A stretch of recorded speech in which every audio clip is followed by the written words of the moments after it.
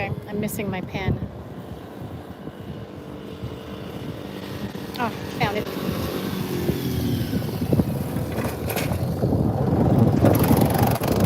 Okay.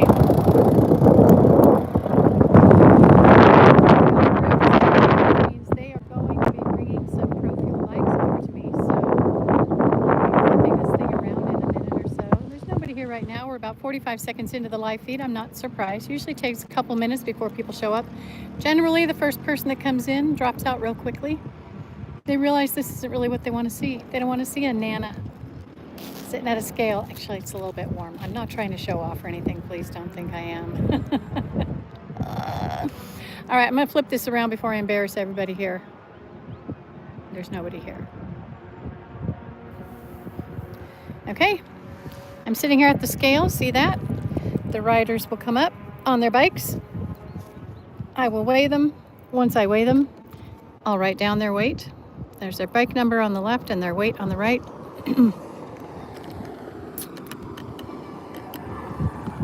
Got different crews going by. They stop down at that little blue shed down there. You can't really tell what color it is. And they pick up their time slip, although she didn't stop, so there you go. We got a bike coming this way, so I'm gonna set my phone down.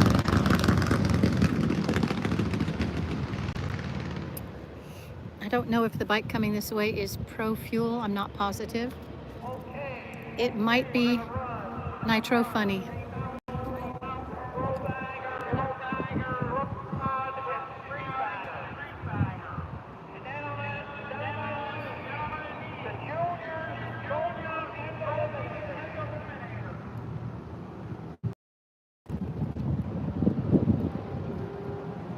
They're getting weighed.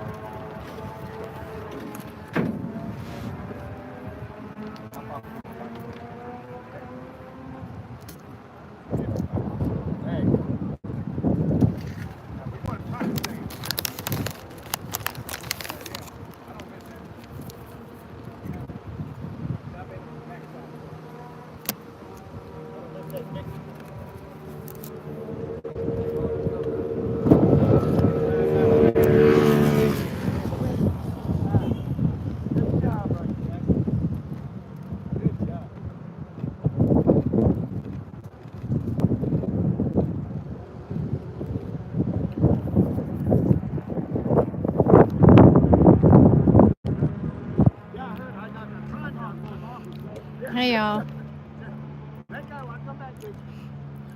Looks like a plane. I'm actually at the motorcycle drag races in Rockingham, North Carolina. And I'm at the scale. So after the Pro Fuel bikes run, they come to the scale here and they get weighed. They have to weigh at least a minimum weight. So everybody that's in the Pro Fuel class comes here, and I've got a couple more. Got a couple more headed my way. And that was a car that just went by. Oh, and there's a lot of smoke. That doesn't sound good.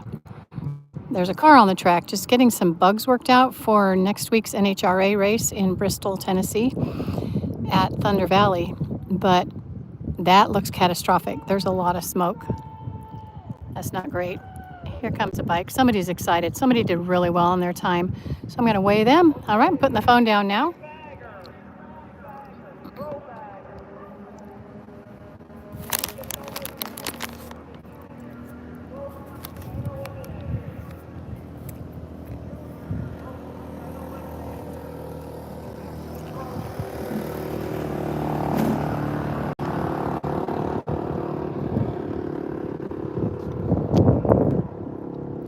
Sorry, guys. They didn't like their time. They went behind me. They obviously didn't do so well.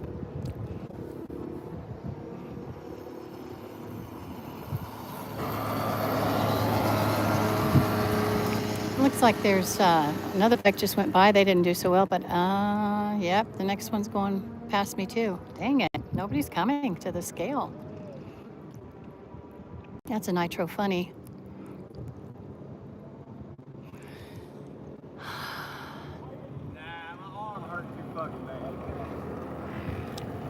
Go take a nap. Go take a nap. We've got 11 people in here. I am so sorry there hasn't been anybody come across to get weighed. There's a couple more coming. 2 more bikes coming down this way. Most of the people have chosen not to stop and get weighed. That just means that they don't have a time that they feel is a contender.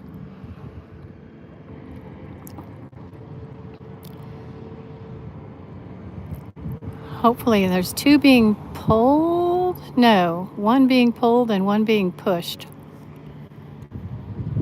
Hopefully they'll stop.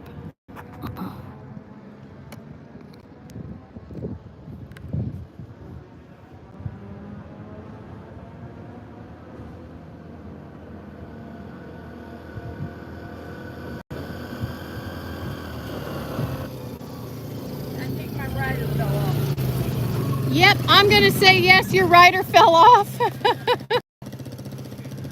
what I'm going to say. I think he fell off. I think he's pretty smart not to go back, although that seat has more padding than most I see. You think we lost weight or did we gain some? If you're anything like me, you've gained some. I've been eating all day.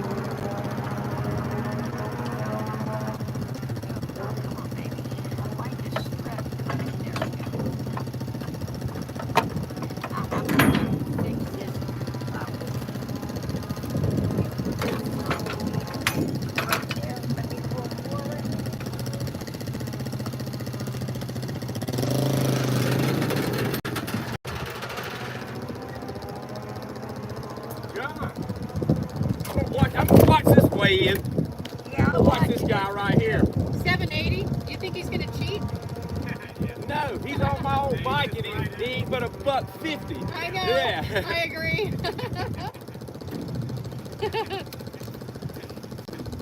What's the minimum weight? 690.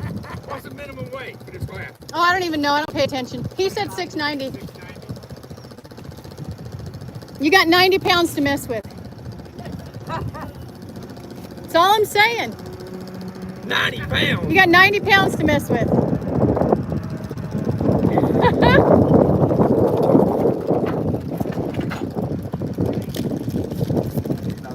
No, he's not. That won't help you out any. Anybody behind you? You think you're done? As far as pro feel goes? Okay. He might make you look like you gained a little weight from the last time.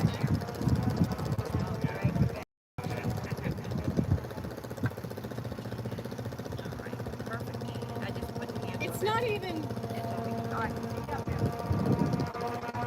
What is that? Nice. Not even 1,000 pounds.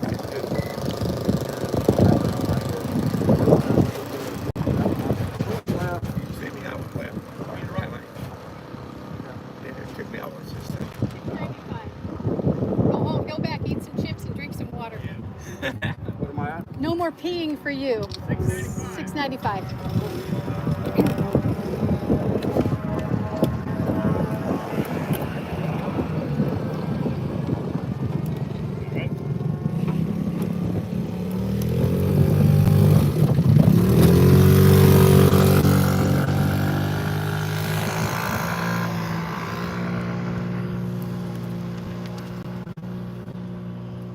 Hey y'all, hey Twiddle. Geeked up out the wazoo, whatever that means. All right, that was probably the last bit of weighing. We had boom, boom, boom, 3 bikes in a row. Everybody made weight, that's good. Got to harass one guy a little bit. Just a little bit. 90 pounds worth of harassment. Other than that, no harassing at all. And I don't know who's the best. We have 3 weights in this round. A couple bikes went by without weighing in. That just means they weren't confident in their time, so they didn't bother to come by and get weighed.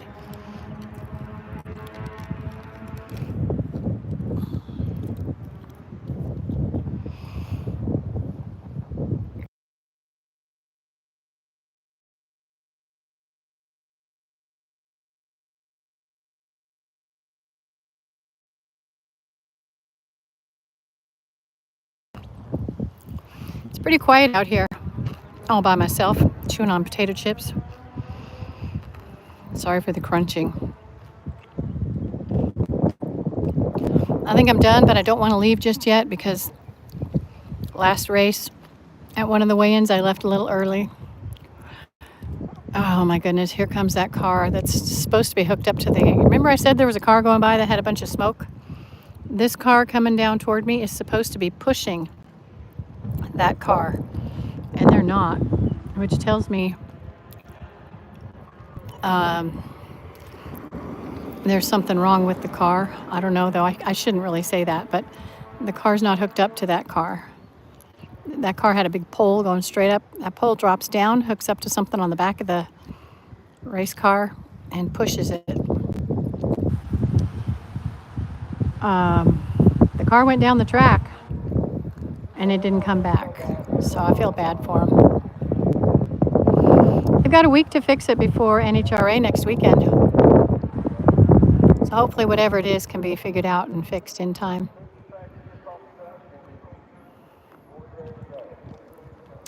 I would walk down there to see what's going on at the other end of the track. But number one, it's a long walk. Number two, I don't care that much. What I really want to do is walk over in that forest across from me that I'm showing you guys right now. Somebody's got a pair of, gosh, I don't know, it looks like Christmas pajama bottoms flying around like a flag over there. I want to go check that place out. Looks like there's a lot of nature over there. I like nature.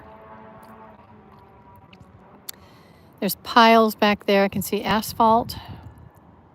There's probably concrete back there. There's been a lot of work done here at the track in the last year.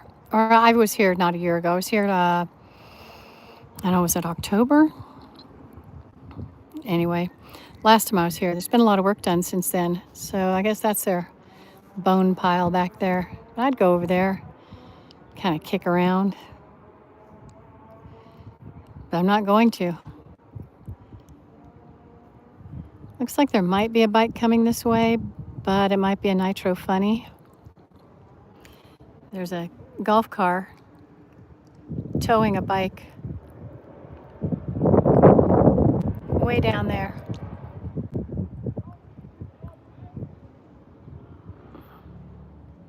Hey, Julie.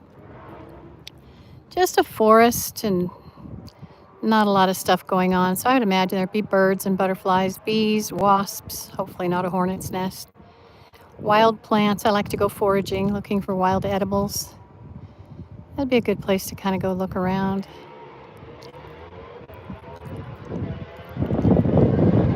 So we'll see what happens. See if this motorcycle being towed toward me is a Pro Fuel or if it's a nitro funny bike. Might go right behind me. I won't know either way. Oh, maybe they're not towing a bike. I thought they were. Huh. Point you guys toward them. Maybe they're not towing a bike. And it's none of the above. Just sightseers. Okay, maybe they're going to come across the scale and weigh themselves. Probably not. Most people generally don't want to know what their weight is. Yeah, it's not a bike. That makes me sad. I'm even more lonely now than I was before.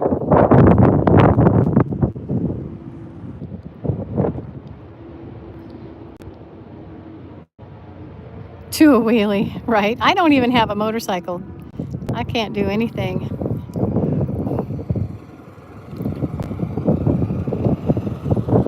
Okay, here comes a rider. Forget the bike number. He's going to go right by. He won't wave. He won't smile.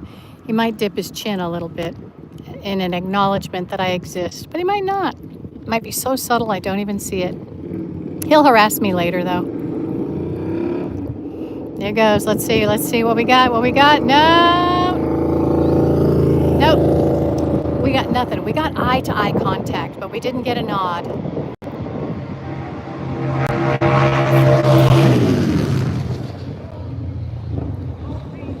Wow, that was a fast bike. There's a lot of fast bikes here. Most of the fast bikes are behind me because that's where the drag strip is. It's right there behind that barrier. Behind that concrete barrier, there's a drag strip.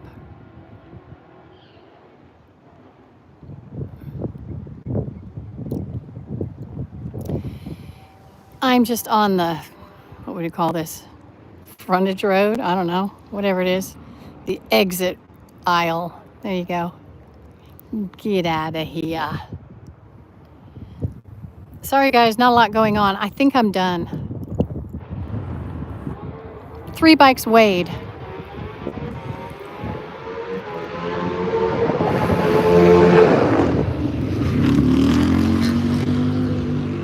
The funny thing is 3 bikes weighed in the last round as well. Let me see if they were all the same bikes because I don't remember these things in between rounds. Nope, different bikes.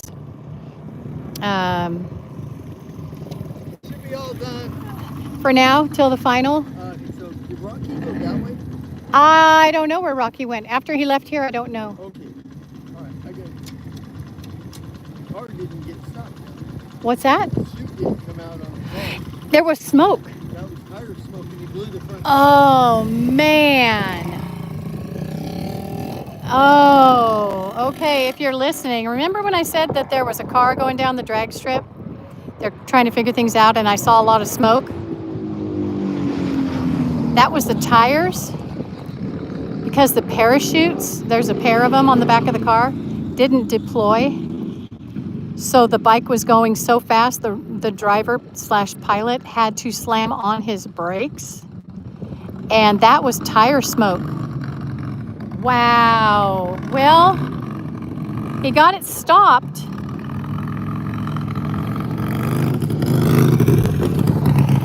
If you were here a few minutes ago, I was talking about that car coming by that had that pole that was supposed to be pushing the drag car, and it wasn't. And I was, wondering what happened. Man, that's dangerous when those chutes don't deploy. It's hard for those cars to come to a stop. Gee, many Christmas. Hey, Missy, I'm at some motorcycle drag races, and there was there was a drag car that had a bit of a, I wouldn't say emergency, but definitely the guy behind the wheel had an uh-oh moment when his 2 chutes didn't deploy out the back of his car to help slow him down. When you're going a few hundred miles an hour,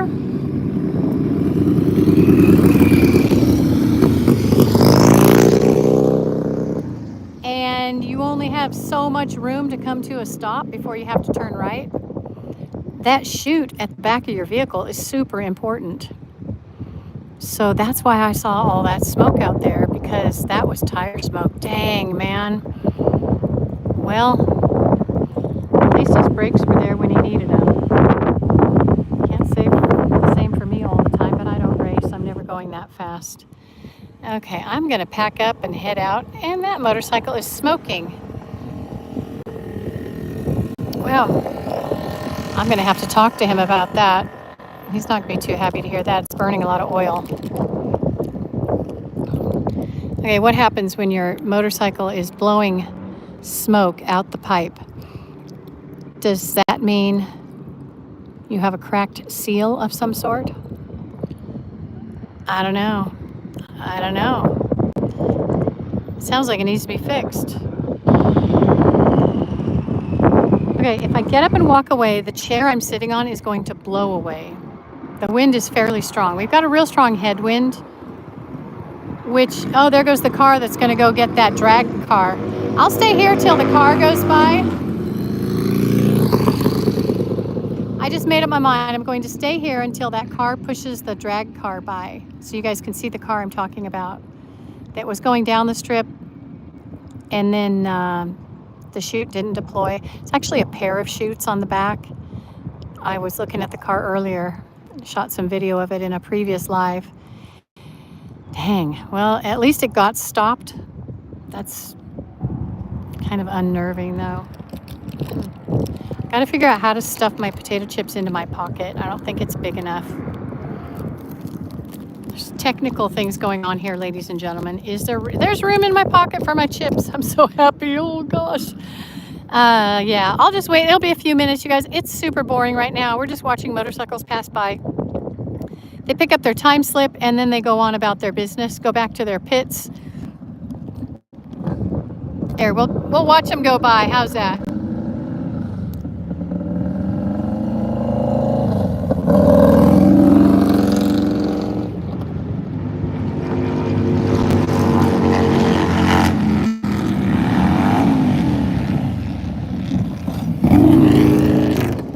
Okay, he was having a good time. He popped a wheelie on purpose. Not sure why. Must have felt good. Maybe he was really happy with his time, or he was very upset with his time. Here comes another bike. It's not going to be... Okay, I'm going to let you guys watch it. It just gets towed right past me.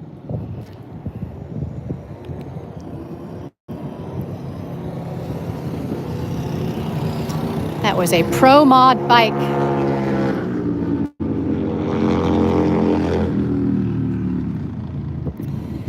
He usually does pretty well, that rider.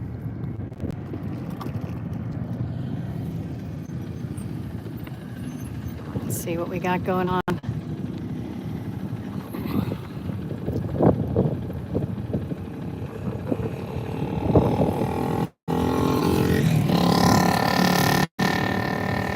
Hello, Dana.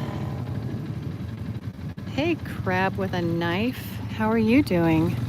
Motorcycle lady when I'm not being a goat lady or a duck lady or an eat wild plants in the forest lady or a grow your own mushrooms lady.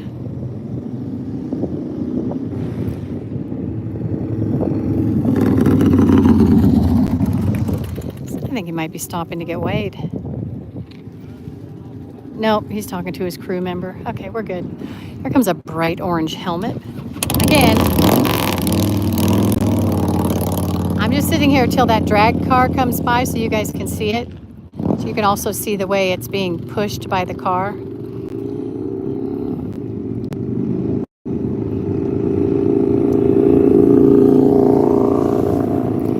I got a wave. I got a wave from Jailbreak or Jail. I think it was called Jailbreak. Yeah, Jailbreak. Oh my gosh. Okay, let me say it. FAFO. I got to explain to my husband what FAFO means like 2 or 3 weeks ago. He's like, what does FAFO mean? Oh my gosh. Tell me to calm down, honey. I'll tell you what it means.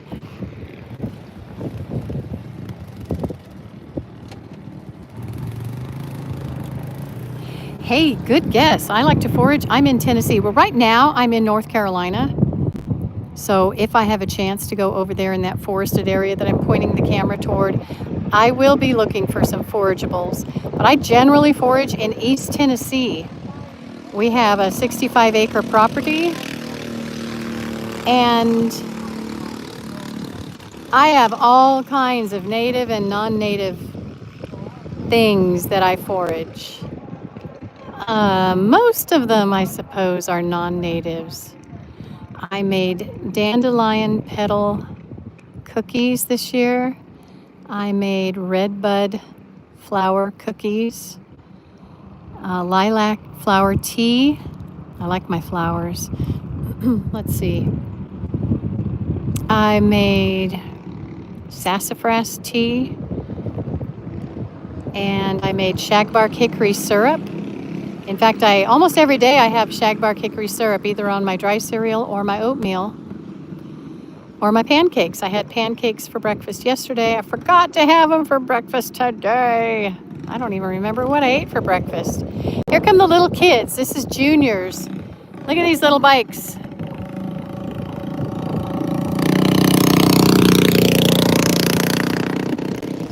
bunch of kids ride those little bikes.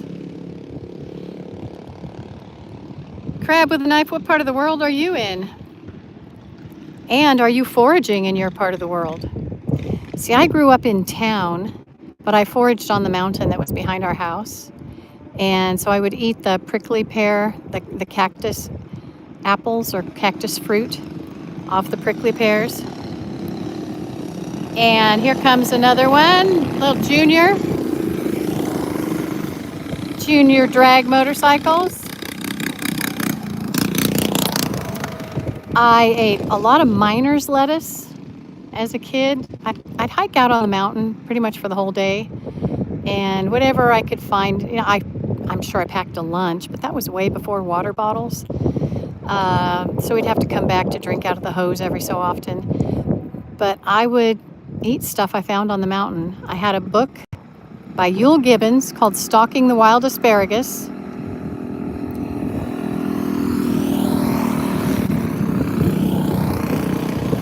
And my dad taught me about foraging wild foods. And now as an adult, I have Google and YouTube. And I forage. I don't forage mushrooms, but we do grow them. We are just beginning our journey as mushroom growers. For my husband's birthday, I gave him a chore. I bought him a shiitake mushroom kit. Unbeknownst to me, I bought the large one with 500 plugs in it.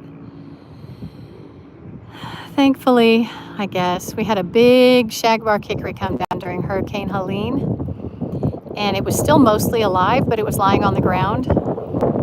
So we were able to cut her up into logs, and 2 weeks later we came and we drilled our holes and placed our plugs with the spawn on them, and we inoculated those logs, and we will know, I don't know, in the next few months, I guess, if they took. And by next year we should have some shiitake mushrooms, a whole lot of shiitake mushrooms. Oh my gosh, I'm going to be running my dehydrators 24/7 to dry all the mushrooms we get. It's going to be crazy. Here's another little junior dragster motorcycle. And we got a couple of big boy motorcycles coming by. I shouldn't say big boys. We have women that race as well.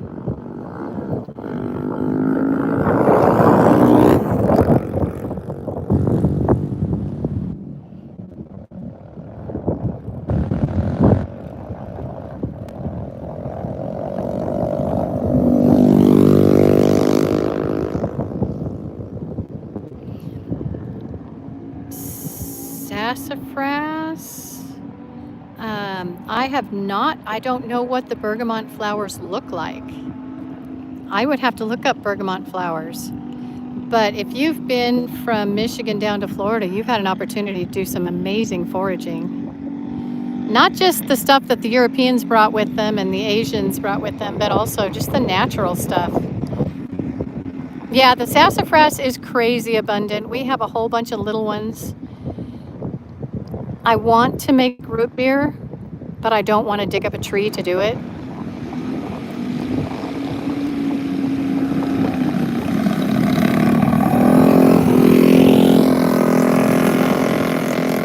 So I trim the branches and I pull off some of the leaves. Not a lot. I don't need a lot.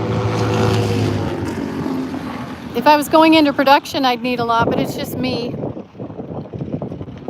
So I just take a few leaves or a small branch or something and make, what we call a tea. It's an infusion. It's tasty. And I like the taste of the leaves too, man. I can't eat citrus, and they're very citrusy, so I enjoy the flavor because I can't eat lemons or oranges or any of the fun stuff anymore. So I enjoy the sassafras leaves. Hello, Alyssa.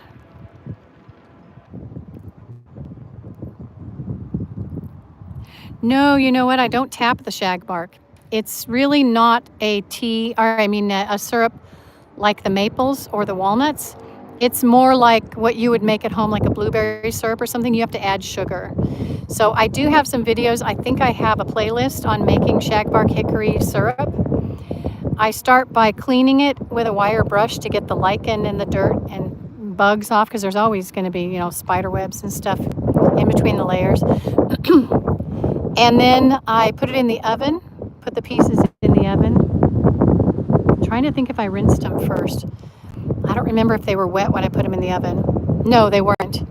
So I put them in the oven. I can't remember what temperature and for how long, but I'll say 300 degrees for 20 minutes, but it could have been different. Anyway, it's in the instructions in my playlist.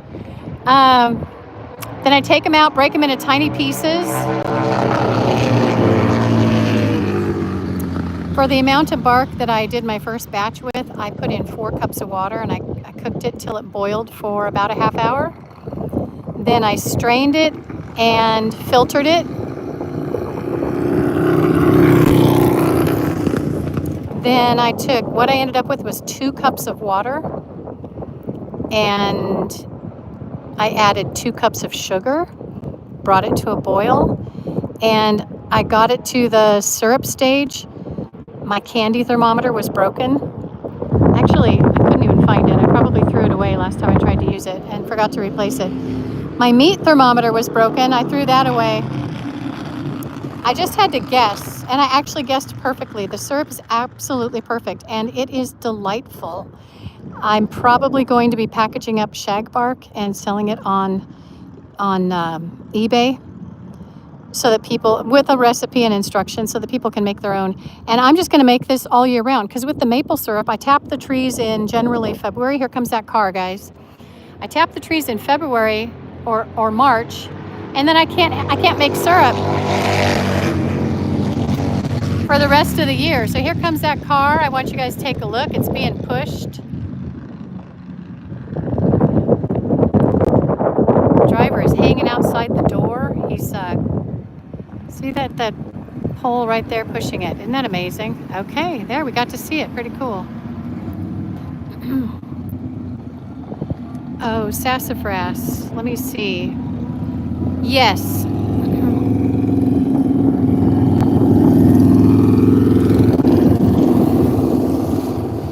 Alyssa, I love strawberries and pineapple. I don't really miss the citrus as much as I miss like a lot of the foods that have citrus in them. Some tortillas have lime juice in them. I can't have those. And, you know, there's just things I can't have that have citrus in them. But because of pineapple, I love oranges. I love orange juice. I miss grapefruit badly. And yes, I am aware of the carcinogens in the sassafras.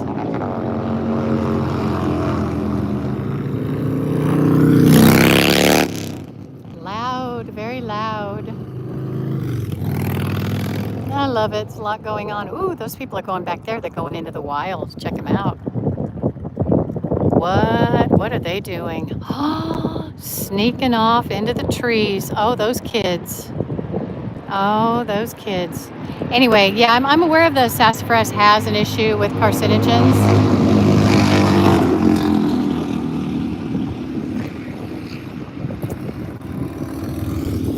I'd maybe like to see a recent study, because I know a lot of the studies that were done in decades past were faulty because the food they were feeding the rats was actually, it actually had ingredients in it that were carcinogenic, and they didn't realize that until a whole bunch of studies had been done. But I don't drink a whole lot of sassafras tea, and if I do make root beer, I won't drink a whole lot of it. It's just nice to have it.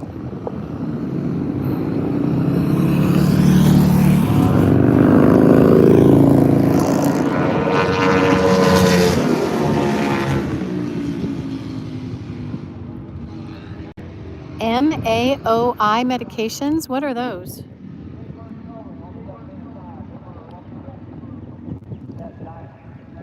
I've heard of it. MAOI. Inhibitors of some sort. Are you talking about like antihistamines and things like that? I take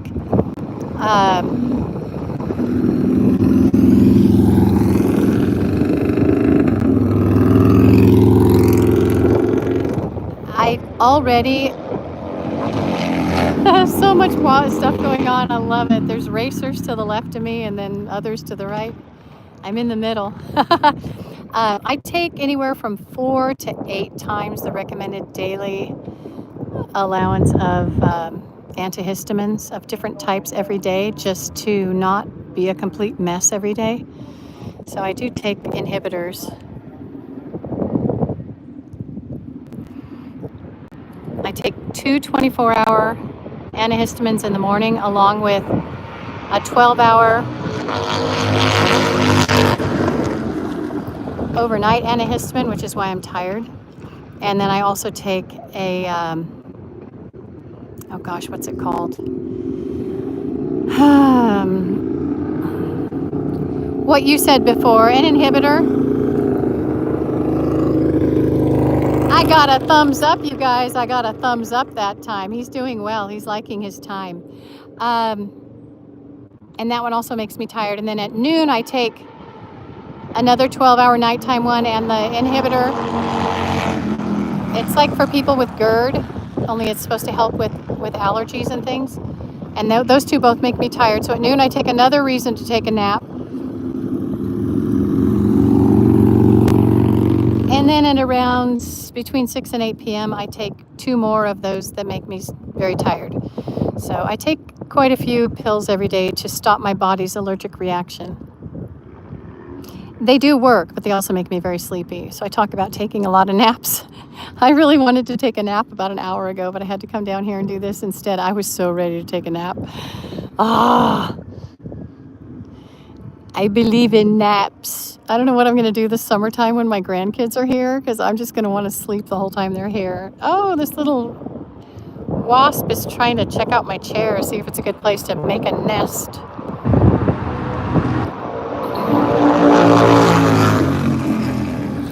Okay, so that couple hasn't come out of the woods, have they? Oh my gosh, what are they doing over there? That's hilarious. Oh my goodness. I mean, it's not like they're going over there to smoke wacky tobacco or anything.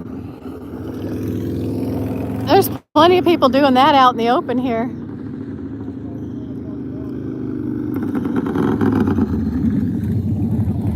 I got something going on behind me. Yeah, a little conversation.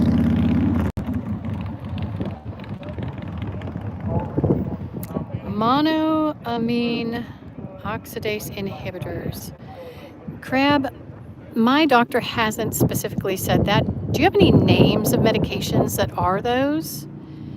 Because I am taking a ton more of these antihistamines. They dry me out. They make me cough all the time. They make my throat I clear my throat a lot. That's partially the pills and partially my asthma. I'm up for anything, because right now I'm taking just a ton of medication just to get through my day and not be a complete whack-out person.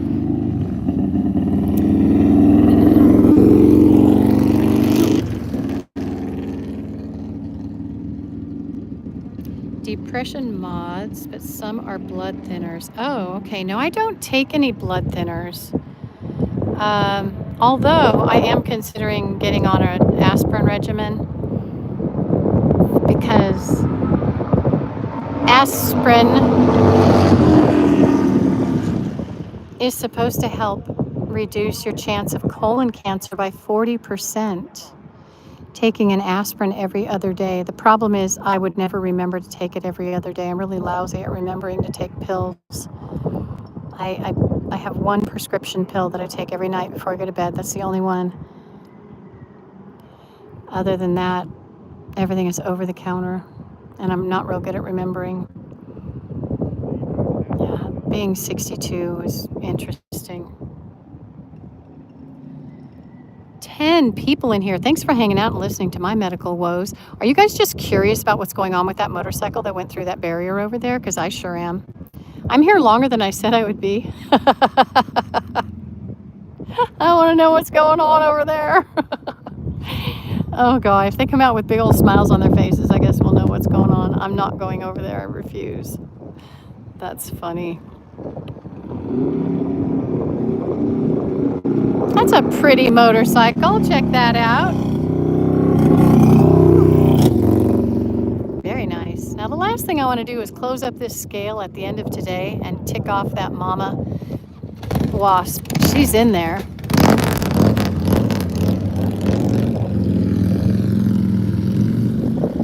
Oh, there's more than one. Oh, check them out. What are they doing? Are they just checking out the real estate, or are they doing some kind of a mating dance? Oh, wow. Okay, when I close this thing, I'm going to close it carefully. I don't want to slam it. What's up, man? Are you a male or a female?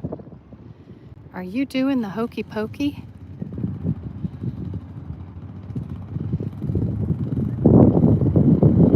Pretty nasty sting.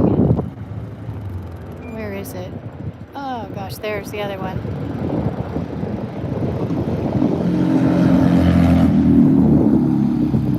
Okay, I don't want them to see me as a foe, right? I'm no foe.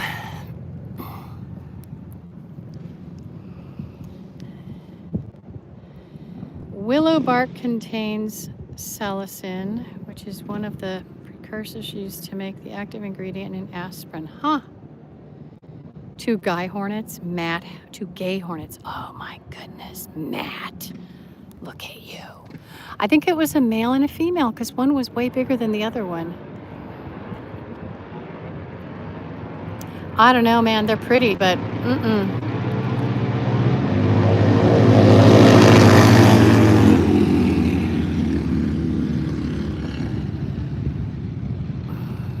I don't think in nature gay works. I mean, like, seriously, it wouldn't work for nature. Nature needs to be doing the biology thing.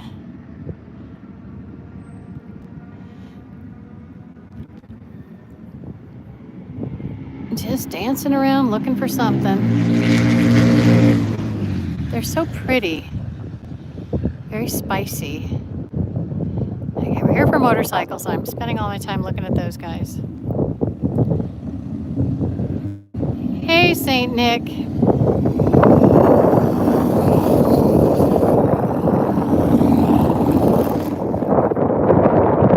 Yeah, humans have other options, so that works.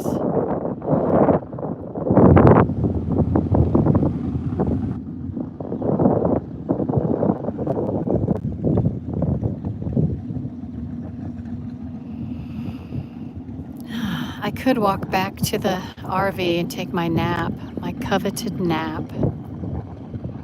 I could sit here, save my energy. If I had one of those recliners, I'd be sleeping right now.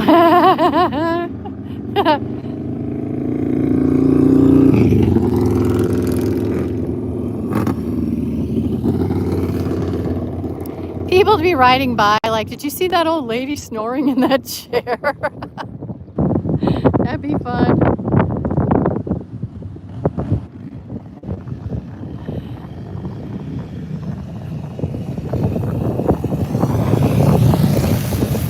I don't know that we have any willow crap.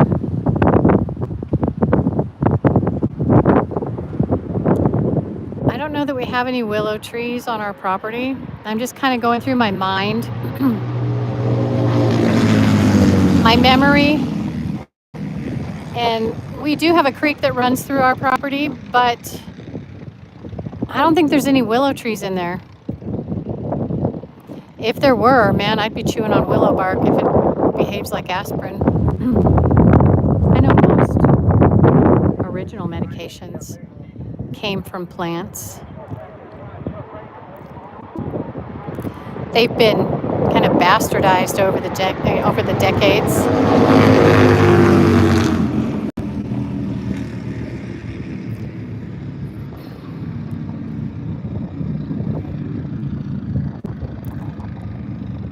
Scientists can take something simple and make it complicated.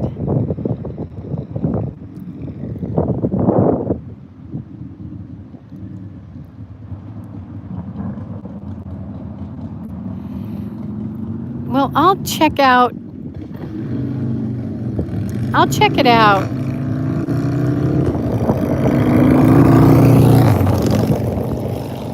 In the 1970s, our property was cattle pastures and there were very few trees, and now it's all forest.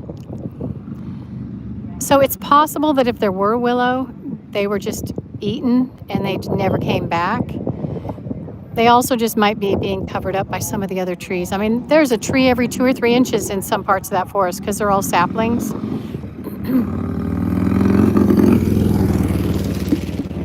Down by the creek, I'm just kind of picturing it. There are some really big trees that shade everything, so there's not a lot of growth under them. And there are some places where the big trees aren't, and so there's a whole bunch of little ones. You can't even walk through it. We'll put the goats down there. They'll clear things out.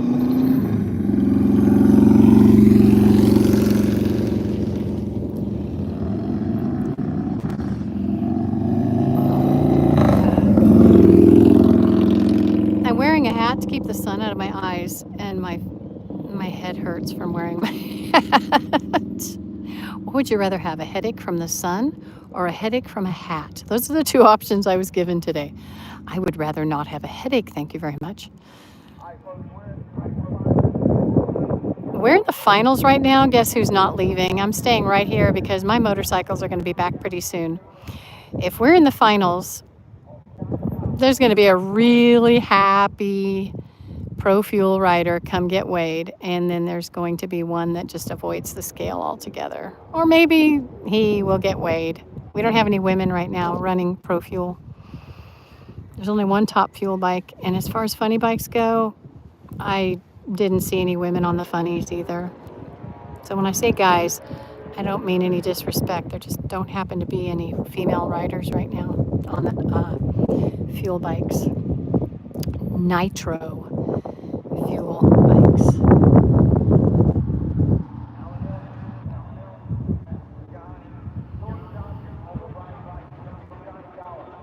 Yeah, goats are nature's weed whackers for sure.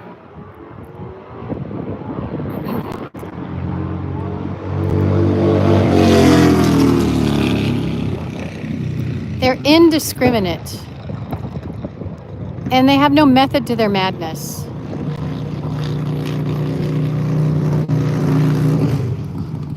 They'll stand amongst a bunch of little saplings that are about 1 foot to 2 feet tall and stretch up as high as they can go on a tree to try to reach the leaves that are just barely in or barely out of their reach when they're standing in trees that they could be eating without stretching. They're just funny. They're so funny.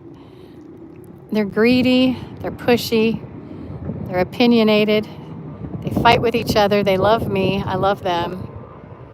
They knock me down accidentally sometimes. That hurts. But they're pretty sweet. Mine are. I had a mean one years ago. No shade to her. She couldn't help it. But she passed away. And now I've just got all sweet goats. And hopefully babies come January and February.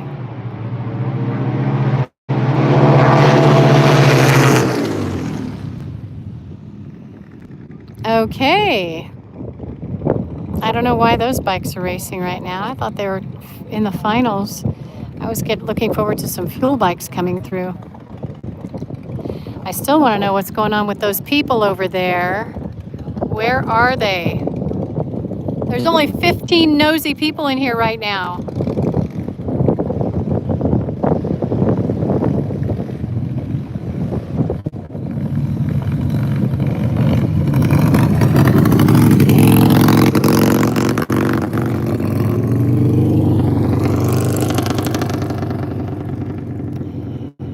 We sold a property and bought the ones that we have here, the 65 acres we have here.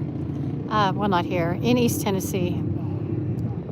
And no, right now it's just a big giant liability. Doesn't earn a living at all. But in the past, we raised goats for the restaurant market in San Francisco. Not goats, ducks, not goats.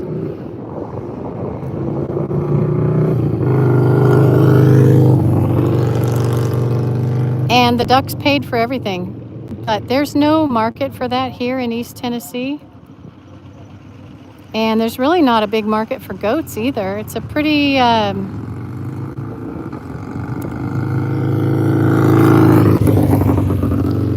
we have a very American population, and Americans don't tend to eat a lot of duck and goat. Not if they know what they're eating. And where we were before was a very high immigrant population. We had immigrants from Mexico, the African continent, and Asia. And they all love their goats and they love their ducks. So we generally sold goats and ducks, and they paid for everything. That doesn't happen here, where we are in Tennessee. So we haven't figured out a way yet. Maybe the mushrooms will be our way of making money. Maybe I'll become a shiitake mushroom farmer. I would love to inoculate for morel.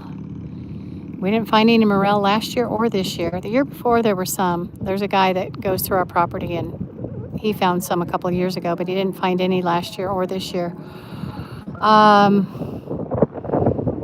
Wine cap, I would love to inoculate for wine cap mushrooms. So, I mean, shoot, man, if we could become mushroom farmers, I'd be thrilled with that. But if not, I don't know. The taxes aren't too high on it because we've got green belt status and we are, it's considered farm property, ranch property. So fairly low property taxes.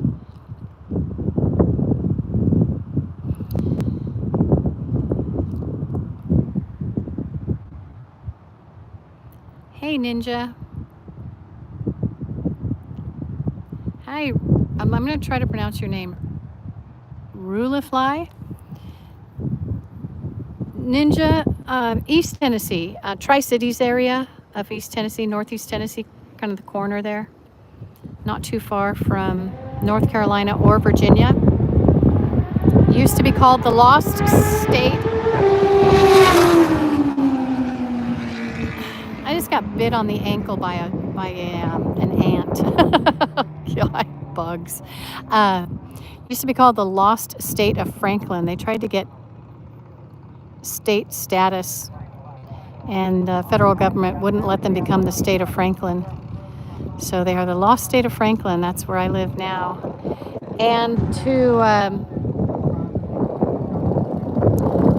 Rulifly, to your point about people not eating certain meat. The first time I ate goat, I was at a barbecue, a 4-H barbecue, and I was in line behind a lady, and she loaded up her plate with 4 or 5 pieces of sausage.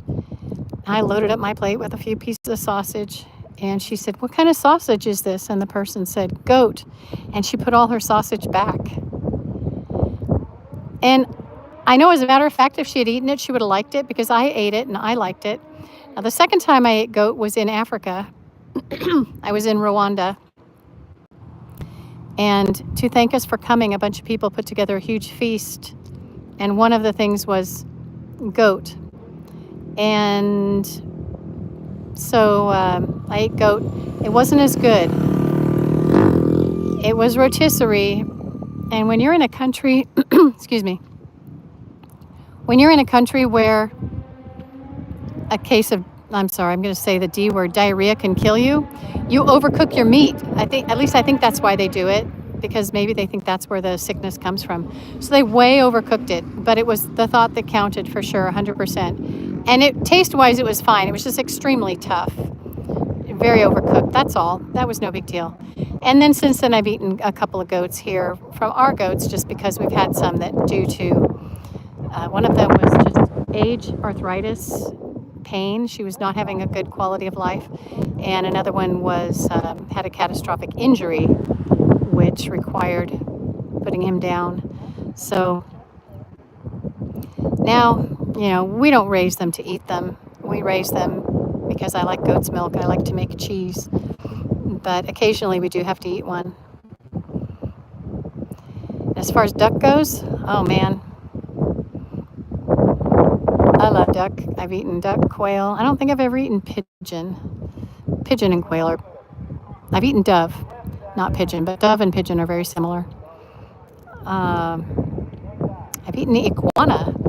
You don't have to kill the iguana to eat it because they just eat the tail. They farm them. That was in Costa Rica. And when somebody buys you a meal, you don't say, ew, yuck, yuck. You eat it and say thank you. And so our host served us iguana tail. They call it chicken of the tree. And it was good. It was a lot like chicken. Honestly, I've eaten a lot of different meats. I've eaten rattlesnake. They say it tastes like chicken. It does not. It tastes like dirt. So I use a lot of taco seasoning when I cook rattlesnake. Let's see, what else have I eaten?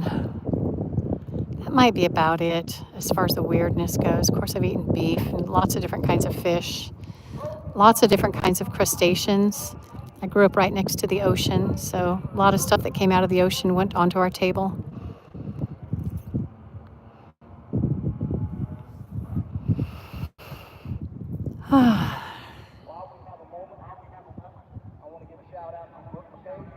Hey, Crab, I was on a mission trip, yes, to Africa, but the Costa Rica one was just visiting family. And visited family in Guatemala as well. But the Africa trip to Rwanda was a mission trip for 2 weeks.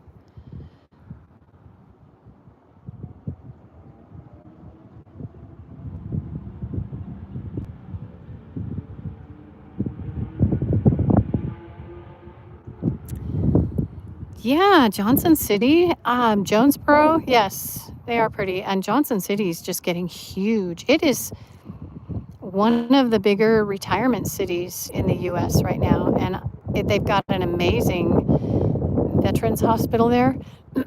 Their VA services are top notch in Johnson City. There was a rumor that when the new administration took office that 100 people at the Johnson City VA got fired. Actually, 2 people were let go. It had nothing to do with it was just 2 people out of all. Think about all the thousands of people that work at the VA. It's a huge VA hospital and medical center. The campus itself is giant. 2 people, 2 people got fired one day or 1 week. And so the rumor was that 100 people got fired. Everybody was panicking. It's like, wait a minute, no, 2 people got fired. And for all we know, they got fired for doing something like what those motorcycle people are doing over there. Oh, no.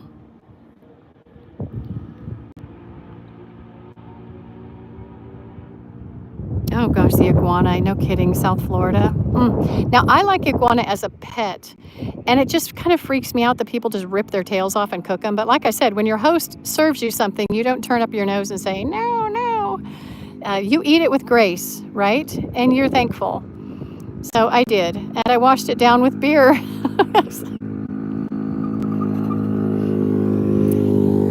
It was good, though. It was really good. It was served in a kind of like a salsa. It was actually very good.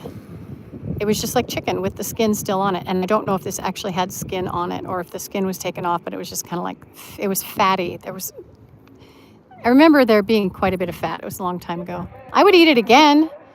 I don't know that I would want to harvest it myself. That's just kind of sad to think about it. Hey, Joe, your tail's looking mighty fine these days. Thank you. I've been growing it for 6 years. It's mine now. No. Hey, Brian. Nulifly. I don't know that swan would taste any different than goose or duck or something like that. Yeah, if it's illegal, I wouldn't do it for sure. I wanted to go to Carnivore, the restaurant in Nairobi, Kenya. But when I was in Nairobi, there wasn't time. We didn't know exactly how much time we would have in Nairobi. But I didn't want to get all the way across the city and not be able to get back to the airport in time just to go to Carnivore. And Carnivore, if you look it up online, they serve all kinds of different meats, and it's an amazing experience. They have these big grills that are just huge, and they serve all kinds of food from people who raise them, and that's the purpose of them, just like cattle here, but it just happens to be different types of animals. I have eaten gator, but that was jerky. I haven't eaten like a gator steak. If I were to hang out in Florida more, I would probably have an opportunity to have gator. What else? I believe I've had ostrich, but I can't guarantee it. I've had buffalo, bison. That was a good steak. That was a real good steak. And it cooks up exactly how you put it in the oven. I did a roast. And there's no fat. There's no marbling. So that's why it's such a tough meat. You do have to cook it quite a bit. But if you put in a 5-pound roast, you're pulling out a 5-pound roast. You don't lose like a third or a quarter of it to the fat cooking off. And there was no like saline water injected into it like they do with chicken here. So it was what it was, and it was amazing, and it lasted forever. It was a little bit pricey, but it made up for it in the fact that it didn't cook away. So I'd rather pay more money for something that doesn't disappear in the oven. That was good stuff.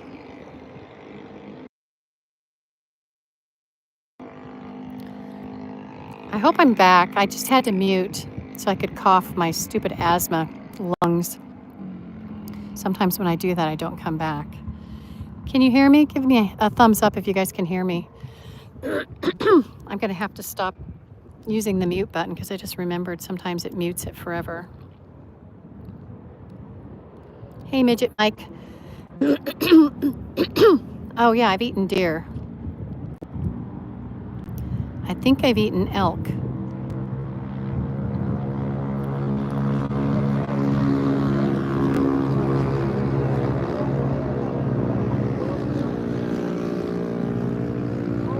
Oh, no, Midget Mike, I mean just in the chat. Like, give me a thumbs up so you could hear me. That's what I needed to know. Because like a week ago, I hit the mute button. I think I was having a conversation with my husband about something. I just muted it, and it never came back. Like, the sound never came back. Yeah, hit the thumbs up anyway, though, right? Do it. Those people still haven't come out of the woods. They're having a hard time putting their leather back on.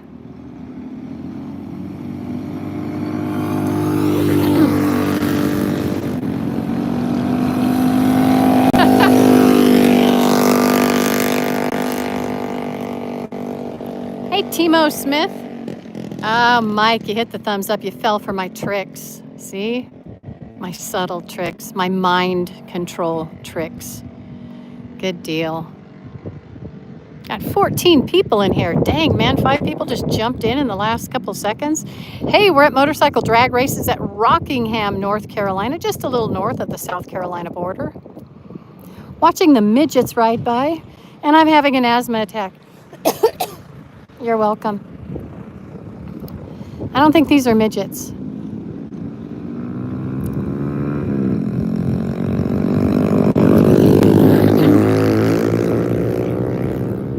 Those weren't midgets, but they weren't Harleys either.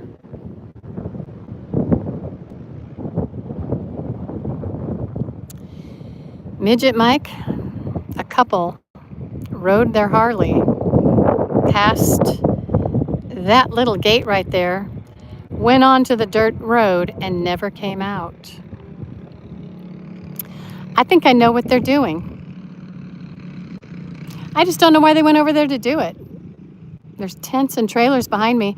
Okay, never mind. Maybe they just showed up for the day to go to the races. We're just friends.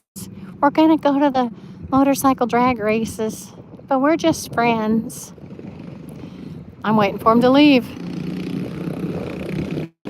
Here's some midget kiddos, not midgets, juniors. Those little junior bike riders, man, they do have a good time on little mini bikes. Somebody's pajama pants are over there on that pole, on that T-post. See? That's a pair of pajama pants. They've been flapping all day. Sorry, Mike. I'm just coughing up a lung here. Yes, I am a licensed motorcycle rider, but I don't drag race.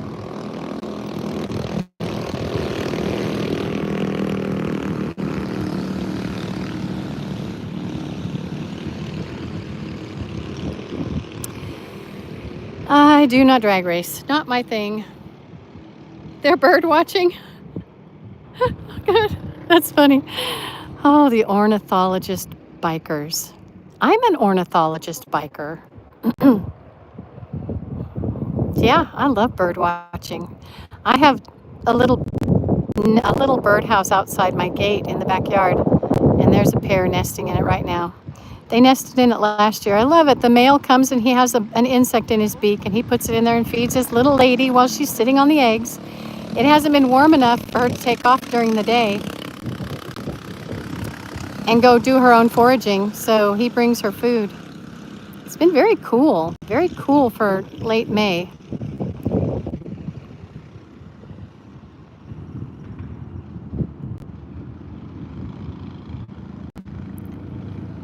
Hey, Wicked Joker, are you here to laugh at us?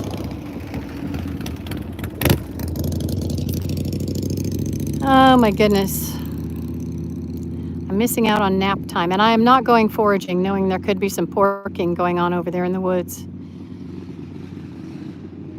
I don't want to interrupt their mojo.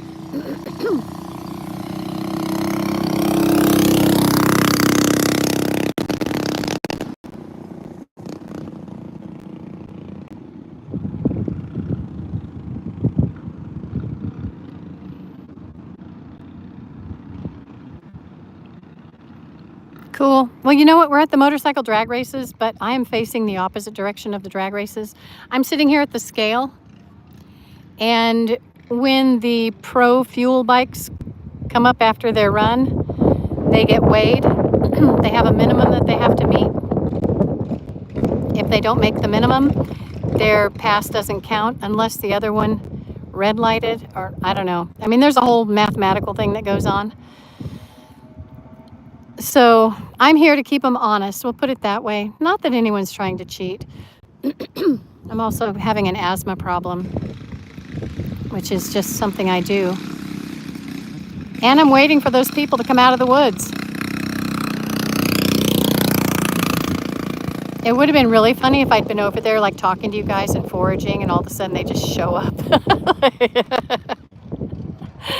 Oh, hi. What are you guys doing here? This is a dirt road. Dead end. Isn't there a movie? What was that scary movie of the 1990s, I think? My daughters were terrified of it. Oh, shoot. What was it? It was about people driving on a dirt road and they all got massacred. I'm in North Carolina. I'm from East Tennessee, but I'm in North Carolina.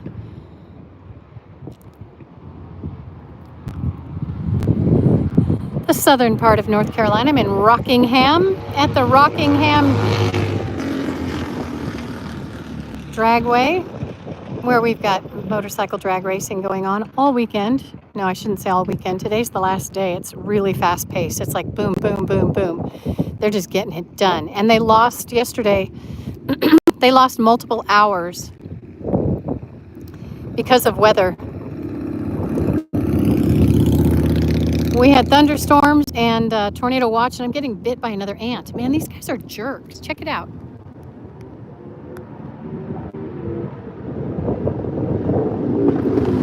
See that little jerk biting me on my foot? Dang. I have no choice but to be here. Okay, I'm going to put my feet up. Oh my gosh. You know what, Crab? I never watched the movie. Wrong Way? Was it called Wrong Way? I don't know, but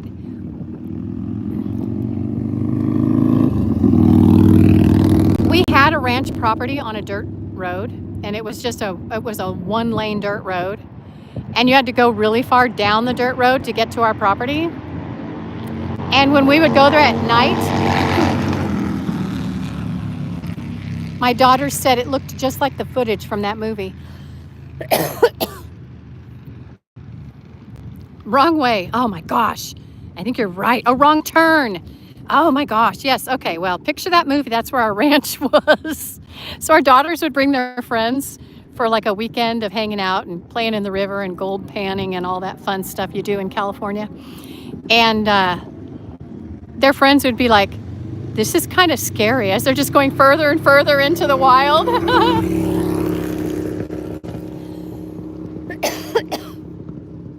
And then they would sleep in this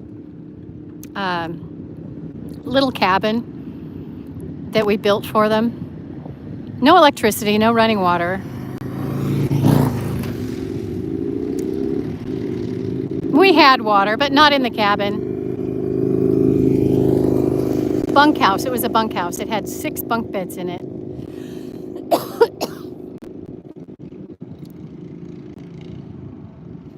Hey, Rando. I thought of the name of one of them, and you can find it on YouTube.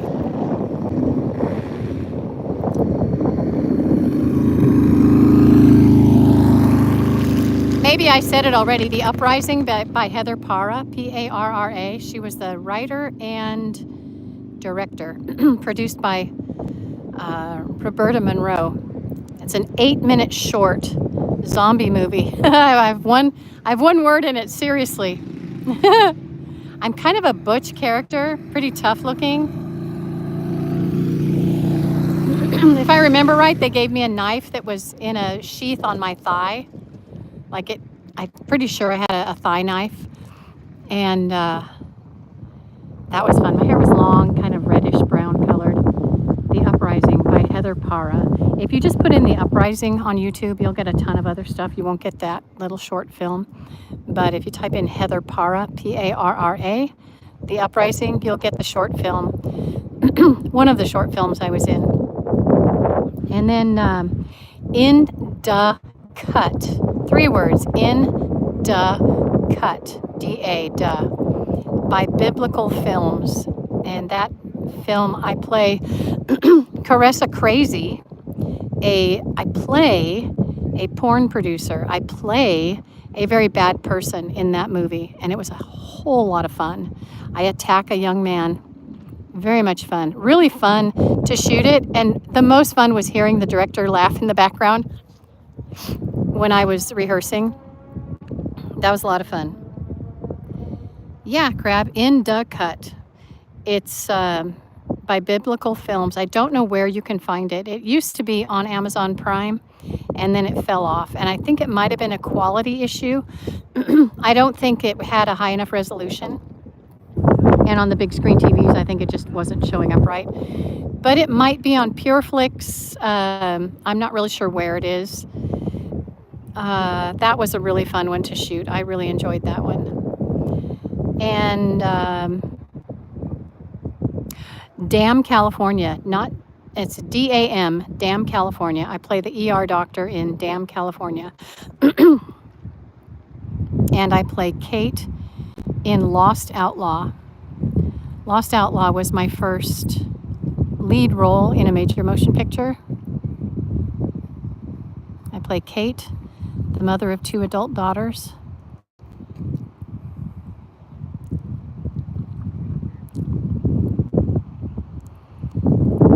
Most of my other films never made it past production. Now there's more.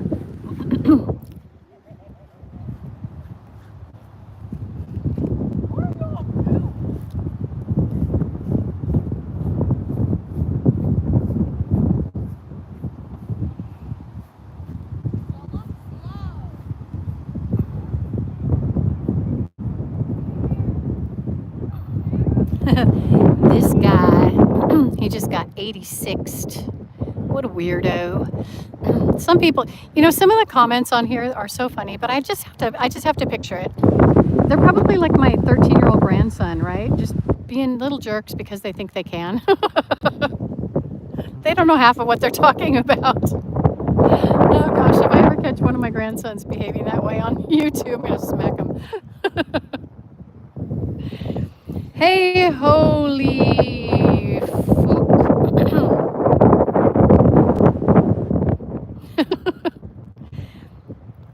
Hi, Ponte. Is that how it's pronounced? I don't know. My goodness. 13 people hanging out in here. Thanks, you guys. Holy.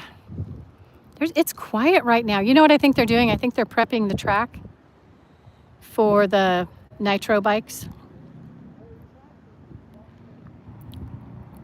I really want to walk down to that blue shed down there and get myself a nice cold soda. but at the same time, I really don't want to. I'll just keep clearing my throat. Just know that I do have asthma. As gross as it is, I'm going to clear my throat occasionally. And my feet are up because I'm tired of getting bit by ants. What little jerks. How rude, you know? I was just like sitting here, no big deal. It's not like I was moving my foot trying to trample them. Watch them climb up my chair and bite me in the butt. It would not be the first time.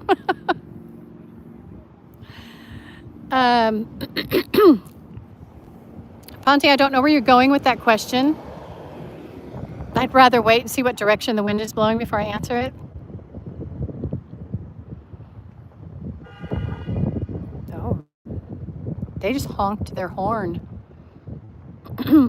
Yes, Holy, it is allergy season. I have terrible allergies.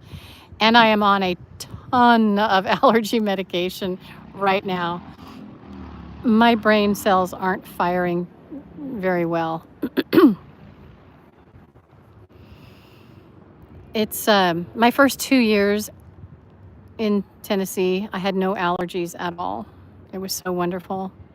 This is my 4th year, and my allergies are on fire, and not in a good way. So the gal that honked is trying to get in. She's going to work her shift. She's all fancy and pretty. She did her hair and her makeup. Golly, now maybe I do want to go down there and get a soda. She's very pretty.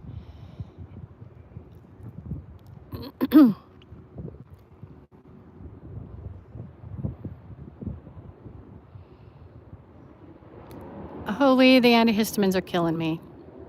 I take a lot of naps. I had it. I took a nap yesterday that my granddaughter, who is only 15, got in the driver's seat and started driving the motorhome. And she's never driven a vehicle before. And she didn't know how to put the brakes on. And so she was just driving through things. In my dream, I got up and I had to force her foot out of the way so I could put the brake on. I don't know what was going on in the motorhome. It must have been windy, and maybe the motorhome was rocking in the wind. So I thought it was moving down the road or something. I don't know what was going on. Whatever it was, in my dream, my granddaughter was driving it. Driving into disaster.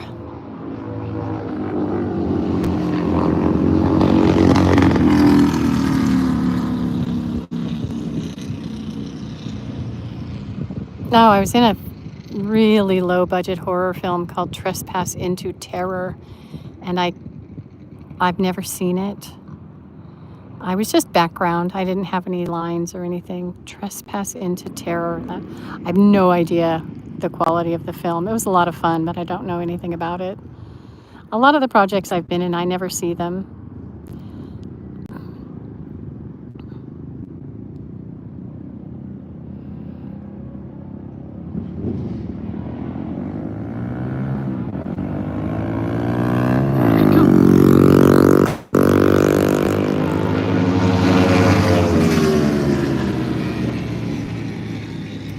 Hey, fat souls. Good to see you, man.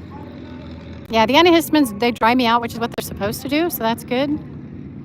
But they do make me very tired. I take 2, 4, 6. I take 6 a day that make you tired.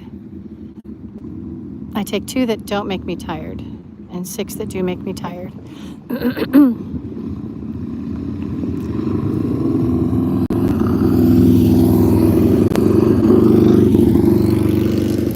And something weird, if I take them right before I go to bed, I can't sleep. But if I take them a couple of hours before I go to bed, then I can sleep. So that's kind of weird.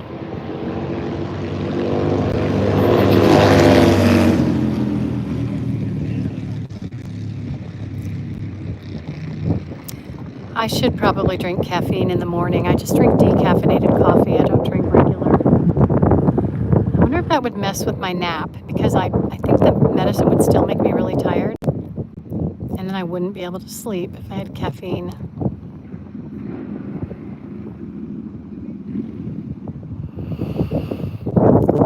Oh boy. I'm ready for those people to come out of the woods.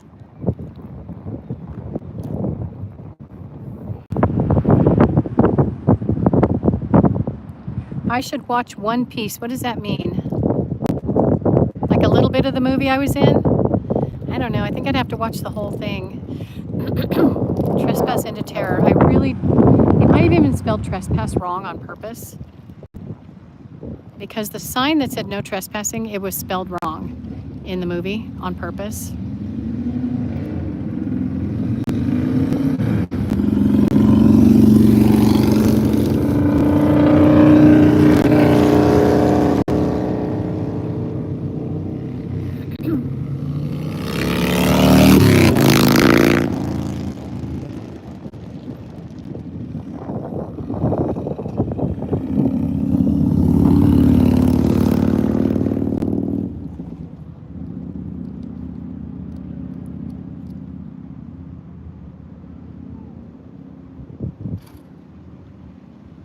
Juan Jose Alvarado Medel. Hello.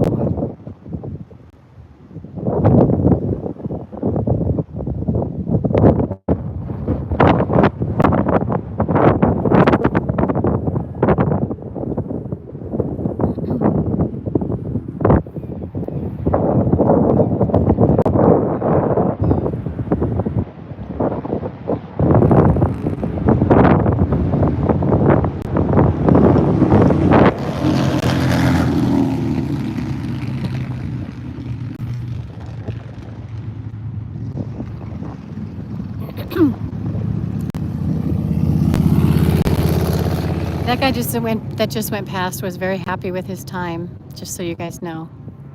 So he's doing well.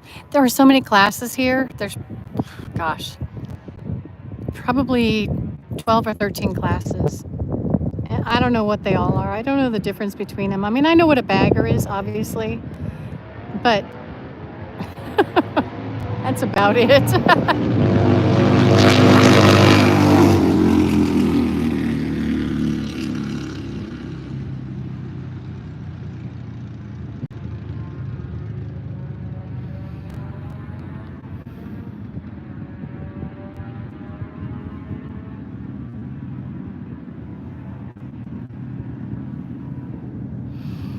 This track is both 8th mile and quarter mile. I don't know what they're running. I don't know if everybody's running quarter mile or if some of them are running 8th mile.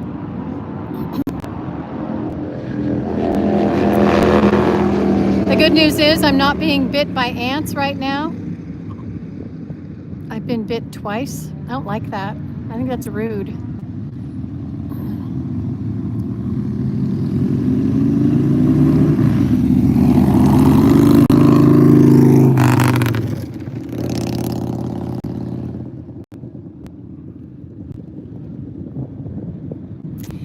Waiting for the final. Pro Fuel final is coming up.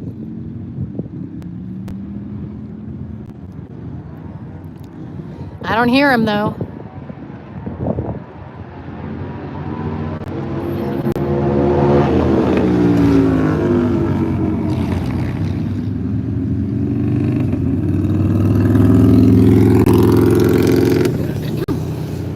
Okay, I'm putting my feet down. I'm tired of that, but I don't want to get bit again. I just killed an ant on purpose. Preemptive strike.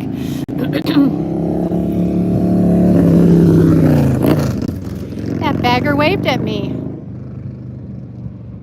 He must be in a good mood.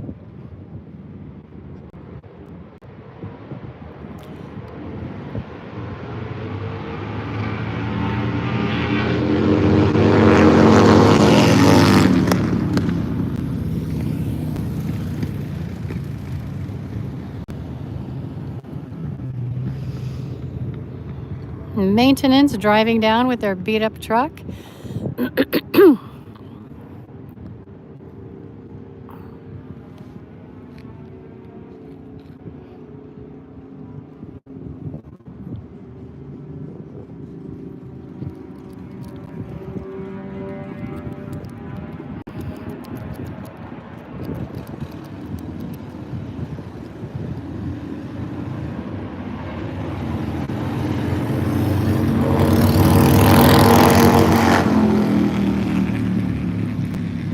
I'm going to have to learn the difference between the different classes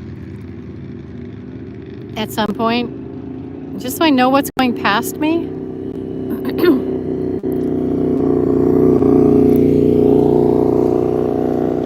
Jailbreak. That's the name of that bike. Jailbreak FAFO. Okay. Jailbreak FAFO. He's in quite a few different classes. And I've seen him pick up his trophy, so I know he's good at what he does.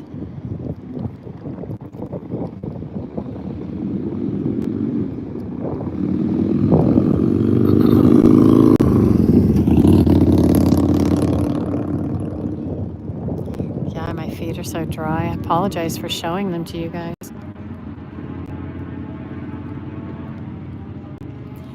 Hey, Crab. Yeah, I'm at the scale.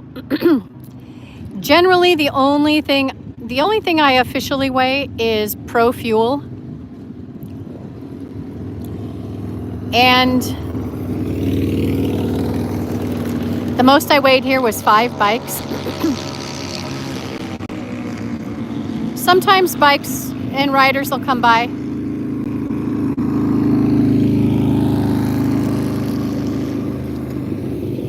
And they'll weigh out of curiosity.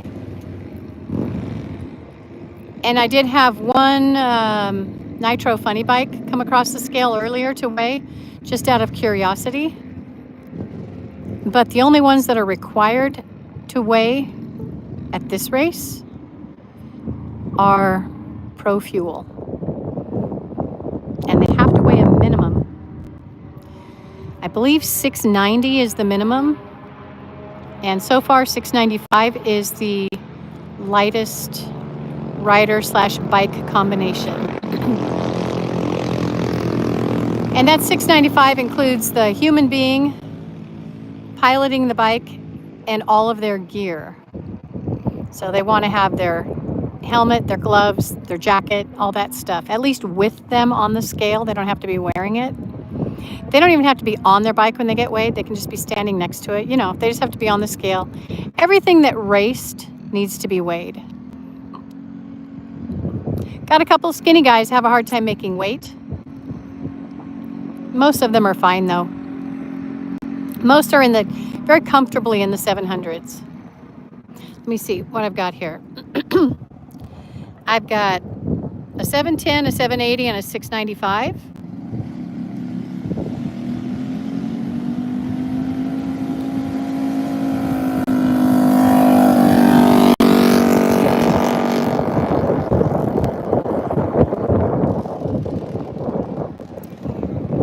So that's it.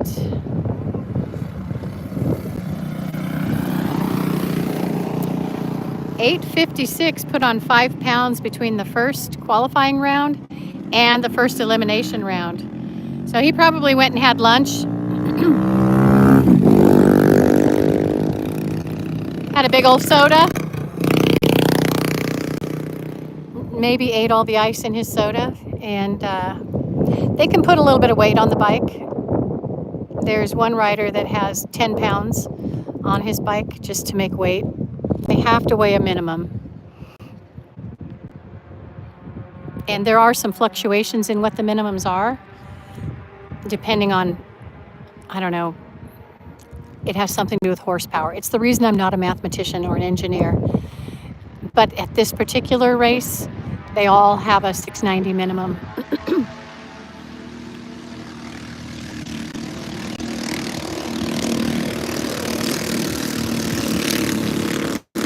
The little kids are running again.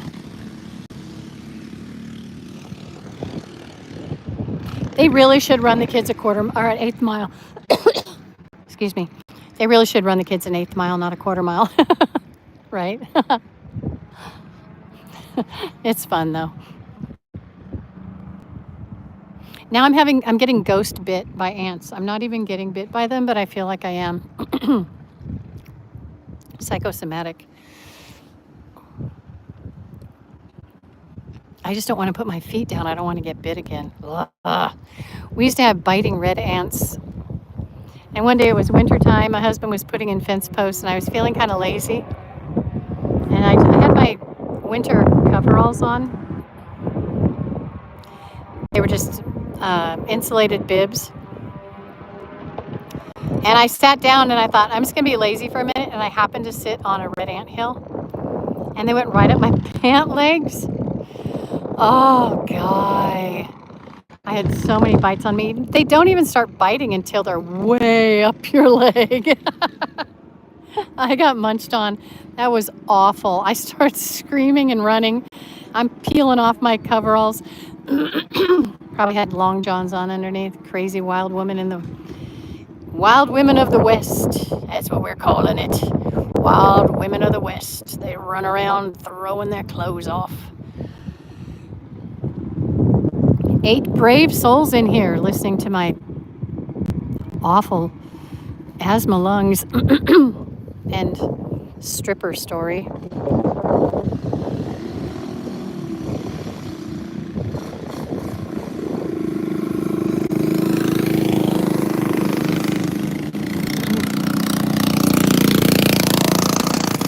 Nine brave soul. I've been in here for an hour and a half. Golly.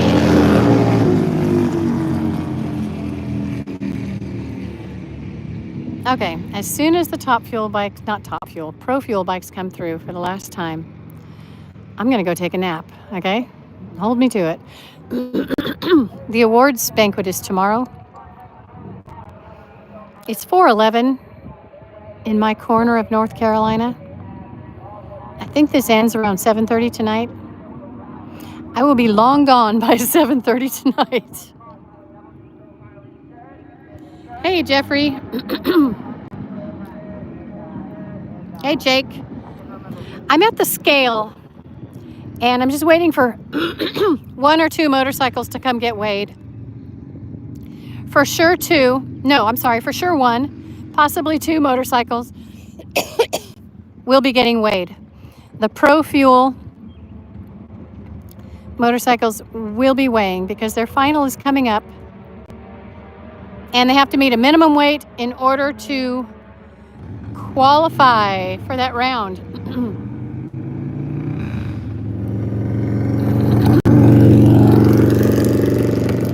So,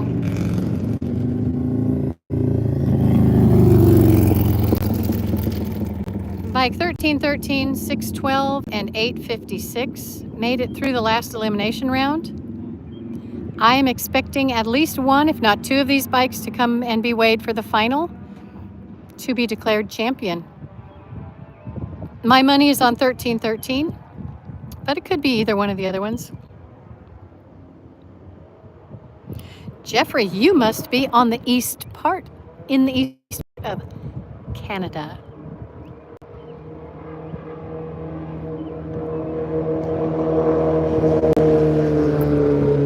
I do not play football. We call it soccer here, as you know. No, I don't play. I played soccer once in middle school and broke my toe. It turned purple and black, so that's why I think it was broken. And that was it for me. Northern Ontario, cold in Northern Ontario most of the time, am I right? You guys have a fairly short growing season up there, not a whole lot of sun, I'm guessing. I don't know. I've only been to British Columbia, way down at the border of British Columbia.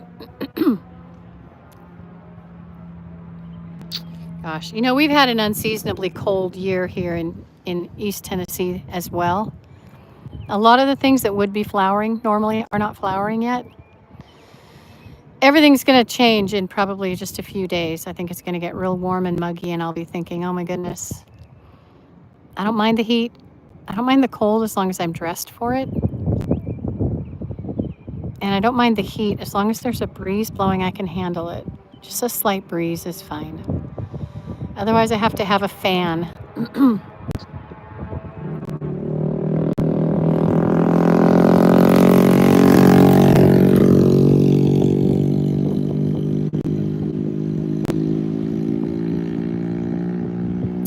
Hey, Maho, thank you so much. You as well.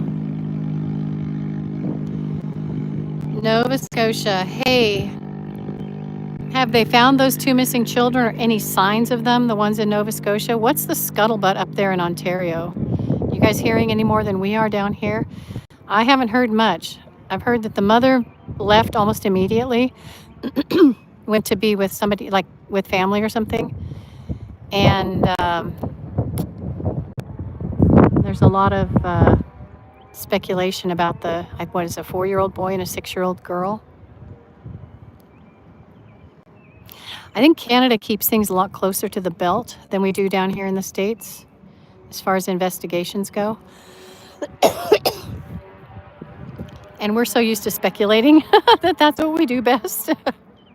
We don't wait for anything to come in. We're us out here going, I heard this, I heard that.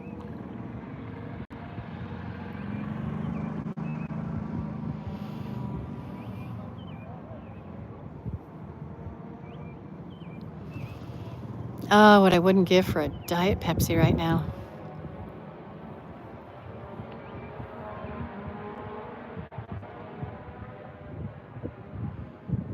Somebody asked, what am I looking at the road? I'm also waiting for some motorcyclists to come out of the woods.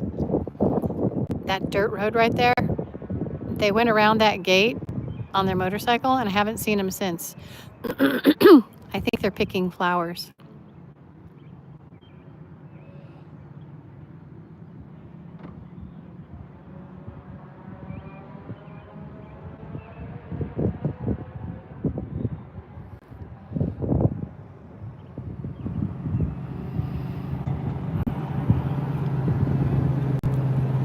I think it does dead end, only because it's on the racetrack property. But you know what? It might go around. I don't want to explore, though, because I don't want to walk up on them. You know?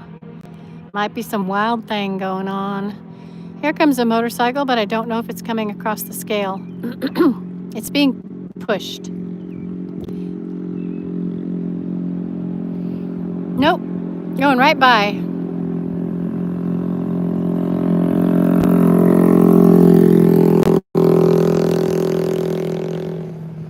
If it doesn't dead end, if it goes all the way around, that would be funny. I'm sitting here waiting for them to come out, and they've been like having their barbecue for the last 2 hours or hour. Come up behind me. What are you looking at? I'm looking for that couple that went in there on their motorcycle. Oh, that was us. It looks like it's their trash pile. There's a whole bunch of asphalt chunks and probably a lot of concrete. They've been doing a lot of work here. So I'm pretty sure it's a dead end, but it could be more. It could loop around.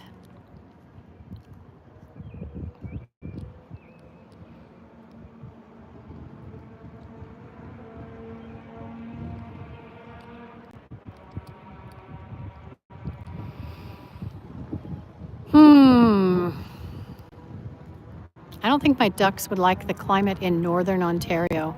They probably wouldn't lay me a lot of eggs. I'd have to have a heater in their coops.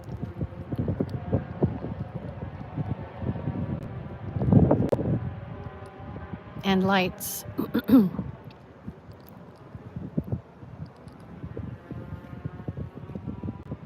No ants on my feet. That's a good sign. It's breezy. You know, it's been a real strong headwind pretty much all day, but it really calmed down for a little while and just came up again.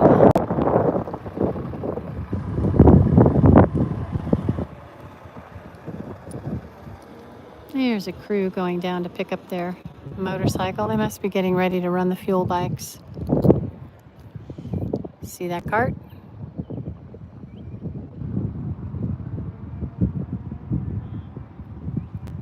Yes, I raise Muscovy. They're also called tree ducks. They have a red meat that's similar to beef.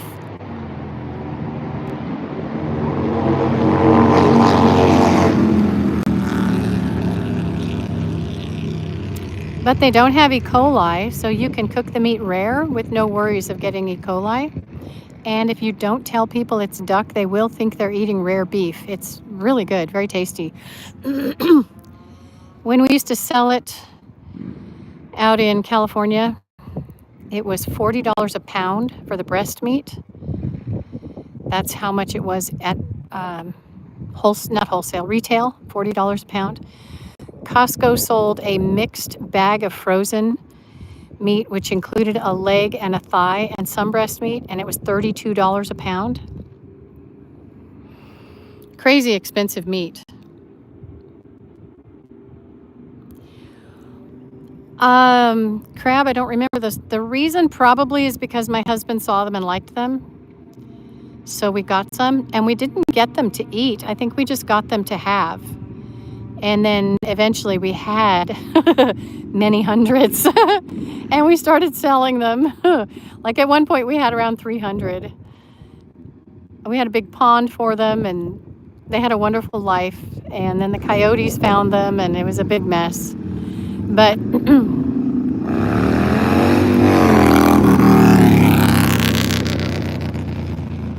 we would take a bunch of them to the middleman.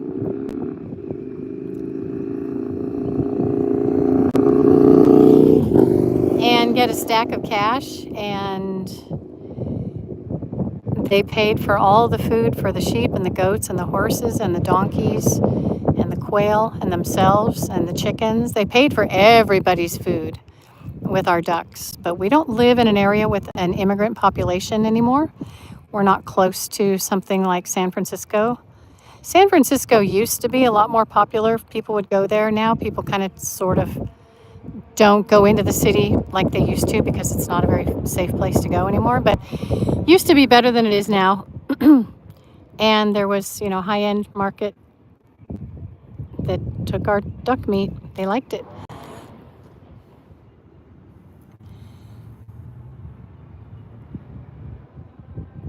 Hello, Bad. Is it Bri Bad? I'm at motorcycle drag races at the Rock in Rockingham, North Carolina, and I'm on the back road, the return road after they run their race. And they come to this scale and they get weighed.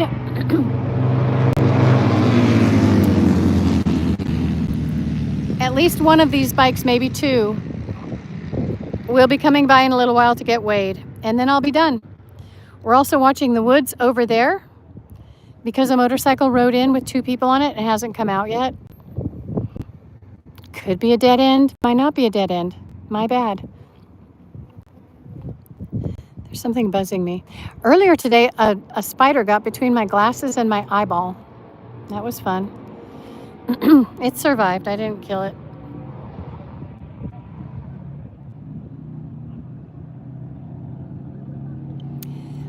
They are running the quarter mile. I'm not, because there's only one top fuel bike. I don't know if the top fuel bike is running 1/8 or quarter mile. Basically running the quarter mile. And there's a drag car here as well.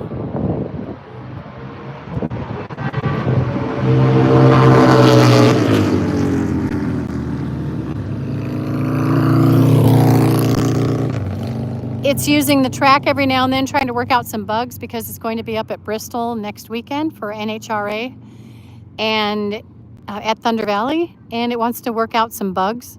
So it just came down a little while ago and the chutes didn't deploy and it hit the brakes and there was a bunch of tire smoke. I didn't know what happened. It turns out it was rubber, burning rubber from hitting the brakes really hard. That Dyna Wide Glide that just went by me, he's doing really well. He's a very good rider.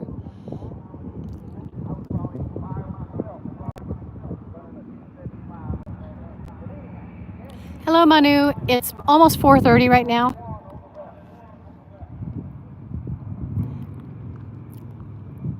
I'm still waiting for them to call the fuel bikes. We've got Nitro Funny. We have one top fuel bike running today, that's all.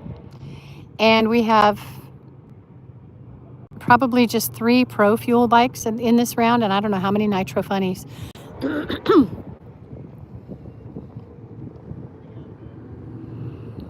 2 I've seen. I don't pay attention to the Nitro Funny bikes because they don't get weighed.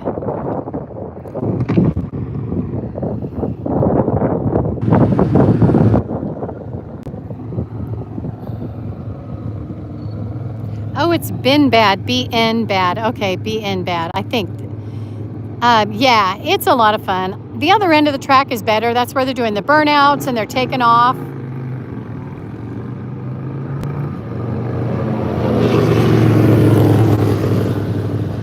It's on the other side of the wall over here, so I can't really even see them. I see from the shoulders up Generally, I don't see the bikes going by.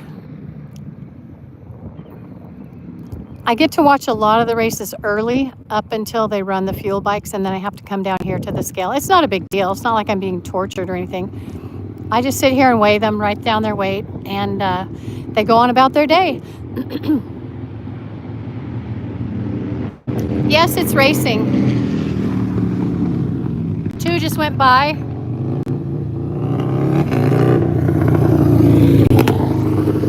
That one that just went by me on the right, he stopped at that little blue shack down there. See how pretty she is? I told you. He stopped down there and got his ticket. See, she's standing there. She's got a ticket in each hand. She's got one for each rider. And that's their ticket that gives them their time.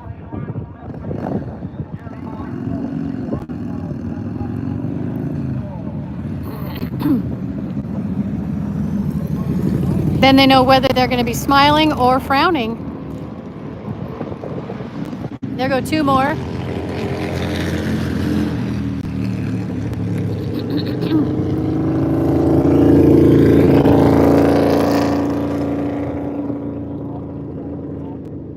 The bike that just went by, he'll probably walk away with a couple of trophies at tomorrow's awards banquet. Manu, I am not a racer. No, I'm not. I do ride a motorcycle, but I'm not a drag racer. I wanted to be a motorcycle racer when I was young, but I wanted to race dirt bikes. I like the idea of racing dirt bikes more than racing this type of bike. I don't know why. Because I'm a little bit crazy, maybe.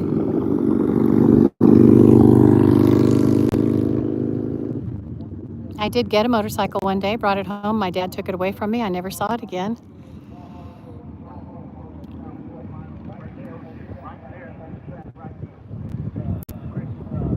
Hello, I am in North Carolina in the United States, and I apologize, I can't pronounce your name.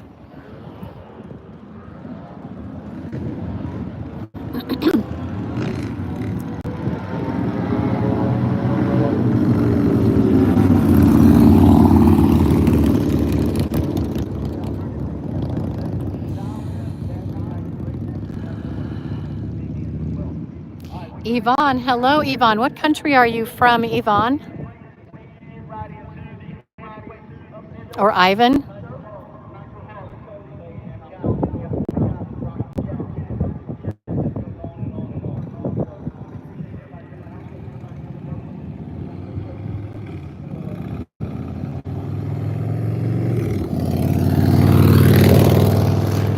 Russia. Okay, very good. You're probably about the furthest away right now. I'm over here in North Carolina, at the southern part of North Carolina.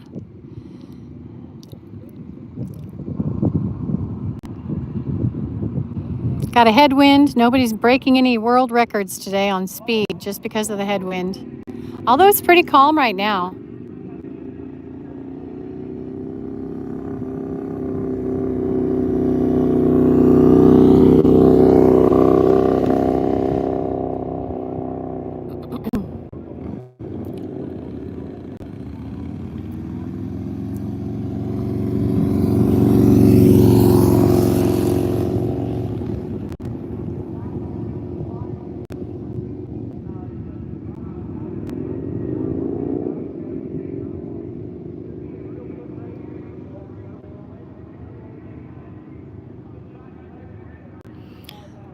Hey, there's a ladies' man in the chat. Are they riding bullet bikes? I don't think so. Oh gosh, this wasp is checking me out real close and personal. Oh, and look at a termite. Oh, wonderful. There's a termite. Lovely. Manu, you're in India. Hello from India. Struggling to find something to chew on. I don't want you chewing on me because I've already been chewed on by ants. Uh-oh. It blew my pants. Welcome to Termite Chat. Good grief, my brain. Okay, we got to get rid of you. You got to go somewhere else, Termite. I'm tired of being nice. Come on.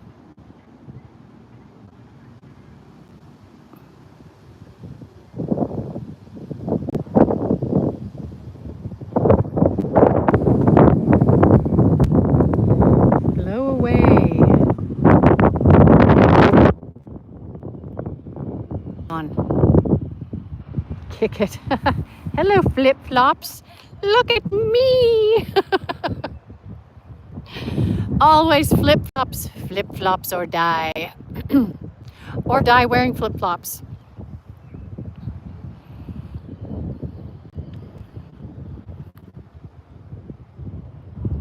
They are pretty, huh? I like them. They're very sparkly.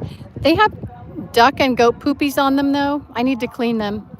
They smell really good. Whenever I meet a new dog, they always go straight to my feet. They go, oh, they smell delicious. She's on a farm. She's a farmer. Ladies, man, these drag races are in Rockingham, North Carolina. At The Rock. Rockingham Dragway. I hear sirens in the distance. Earlier, I heard a rooster crowing. Last race we were at, there were cows mooing in the distance. I hope that's not for here at the track. I don't like hearing anybody need a siren.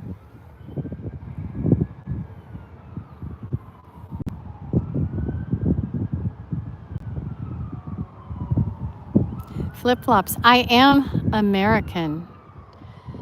North American, United States to be exact.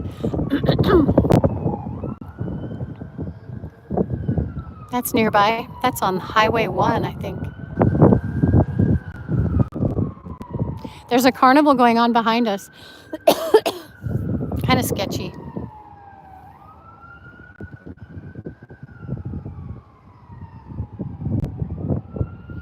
Crab, I absolutely do.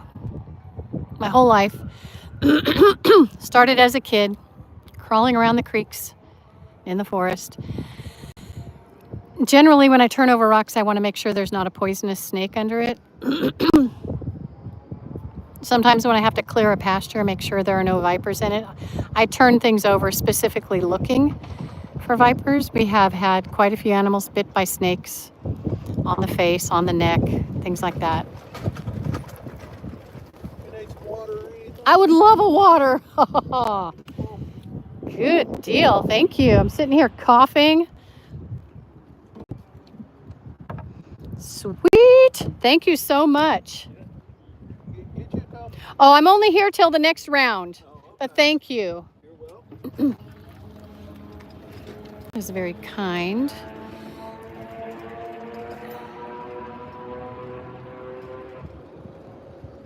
And no, ladies, man, I'm not the only spectator at the race. I'm really not a spectator right now. I'm just the weigh person girl. And down there is the time slip girl. These water bottles are hard to open. There's a lot of spectators at this race. In fact, they've had to tell people to slow down driving on the roads and in the pit areas and near the staging lanes because there are so many people. It's really busy. I'm just at a part of the track where there's nobody here. There's no reason to be down here. I'm after the race has already happened. Everybody's just slowing down, getting ready to turn right and leave. And no, I don't have a boyfriend. I have a husband. That's to somebody else. Manu, yes, that's to you. Flip-flops, we're at drag races, motorcycle drag races. I can't open this water bottle. I have to put my phone down. Sorry.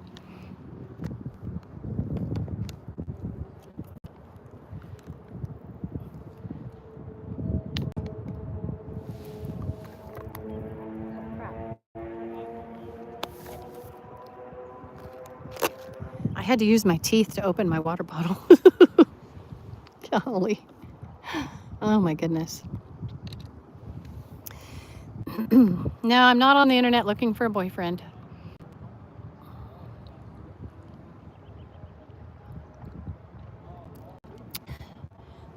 Nine people. Sweet. Thanks for hanging out with me all. It's pretty boring down here. I really do wish I was turning over rocks and looking under logs and things like that. I used to find salamanders and snakes when I was a kid. Then I started looking for things and I'd find like tarantulas, lizards, rattlesnakes, lots of rattlesnakes. The flag girl. Oh, ain't that sweet, ladies, man?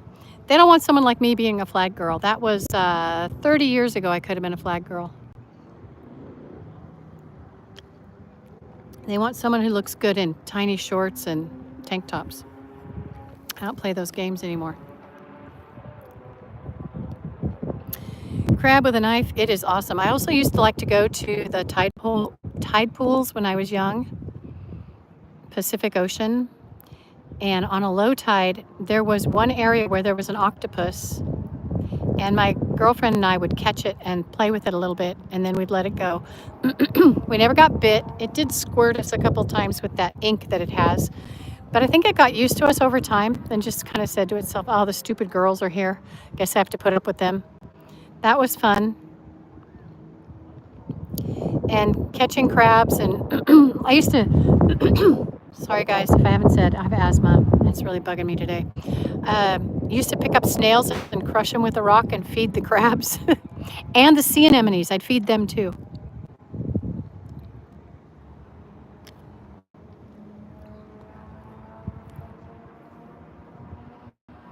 Hello, Christian Thomas. The same octopus crab, absolutely. Christian Thomas, I think I've probably kicked you out of my chat before. So I don't know if you're 14 or 15, maybe you're 15 and a half. This probably isn't your crowd. You can go somewhere else. Or I can make you disappear. It's up to you, sweetie. Yeah, the same octopus, absolutely crab. It had a good thing going in that little tide pool. But it probably dreaded seeing us come at it. You know, they can see, like, oh, crap. It's those two teenagers.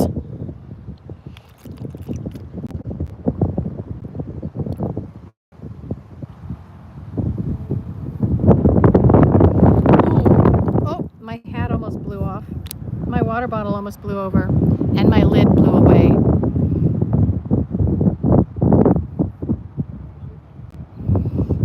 I don't know about sentient, but I definitely fed them.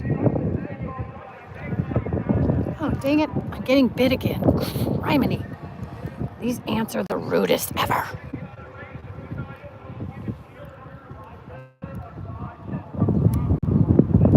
I'm trying to listen to hear.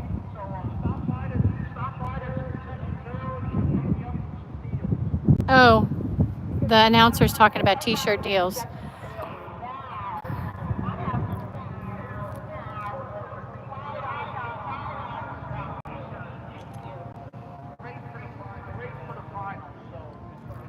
We're waiting for the finals. I think they're probably clearing the track of all debris right now, getting it dialed in for the fuel bikes.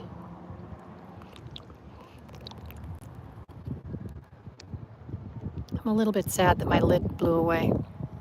I don't know why.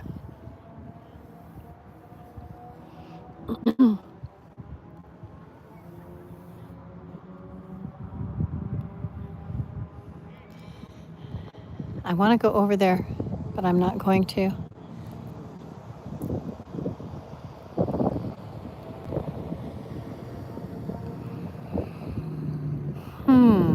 There's the workers in their truck.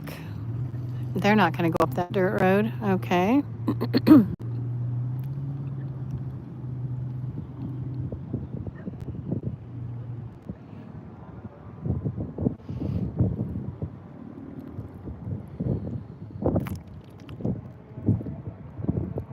We also used to play with hermit crabs, but I don't have any memories of where we were when we played with them.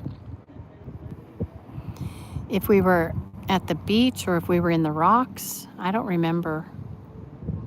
Of course, we always fed the seagulls.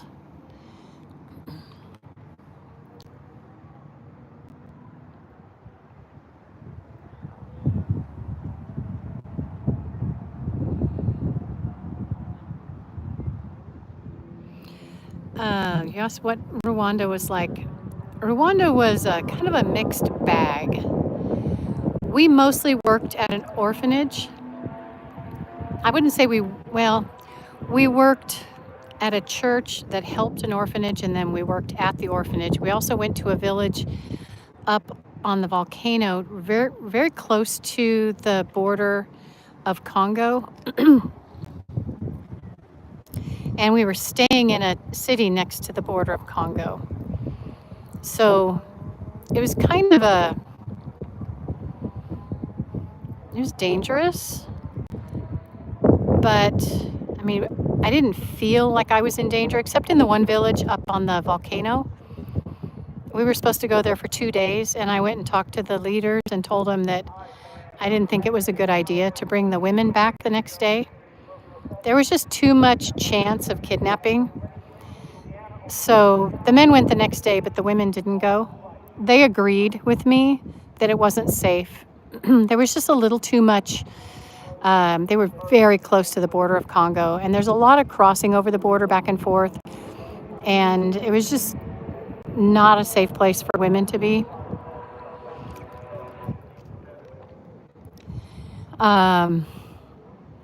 Other than that, there wasn't a time I didn't feel safe. We were there to help build latrines and put in water catchment systems for rainwater because they get plenty of water, plenty of rain. It was a rainforest, but they didn't necessarily have a way to keep it. Another ant bite. Dang it, I'm not even looking this time. I just know it is. I'm scratching it with my other foot. They just need a way to catch it. And we were supposed to do some education, some training on how to keep rainwater safe and clean, but we didn't have a chance to because it rained 7 out of the 10 days we were there. So didn't really have a chance to do the trainings we were hoping to have. It was fun. We did make some relationships. My husband and I ended up coming back and starting a nonprofit charity for East Africa with a friend of ours from Uganda. And that was pretty awesome. And then our church ended up helping the orphans build small businesses so they could support themselves, and they actually ended up making enough money, and they probably still do, to pay for their college educations and training programs to become taxi drivers and whatever all else, teachers, medical personnel, things like that. So we were able to do some good, some lasting good in Rwanda. My dad worked in Uganda.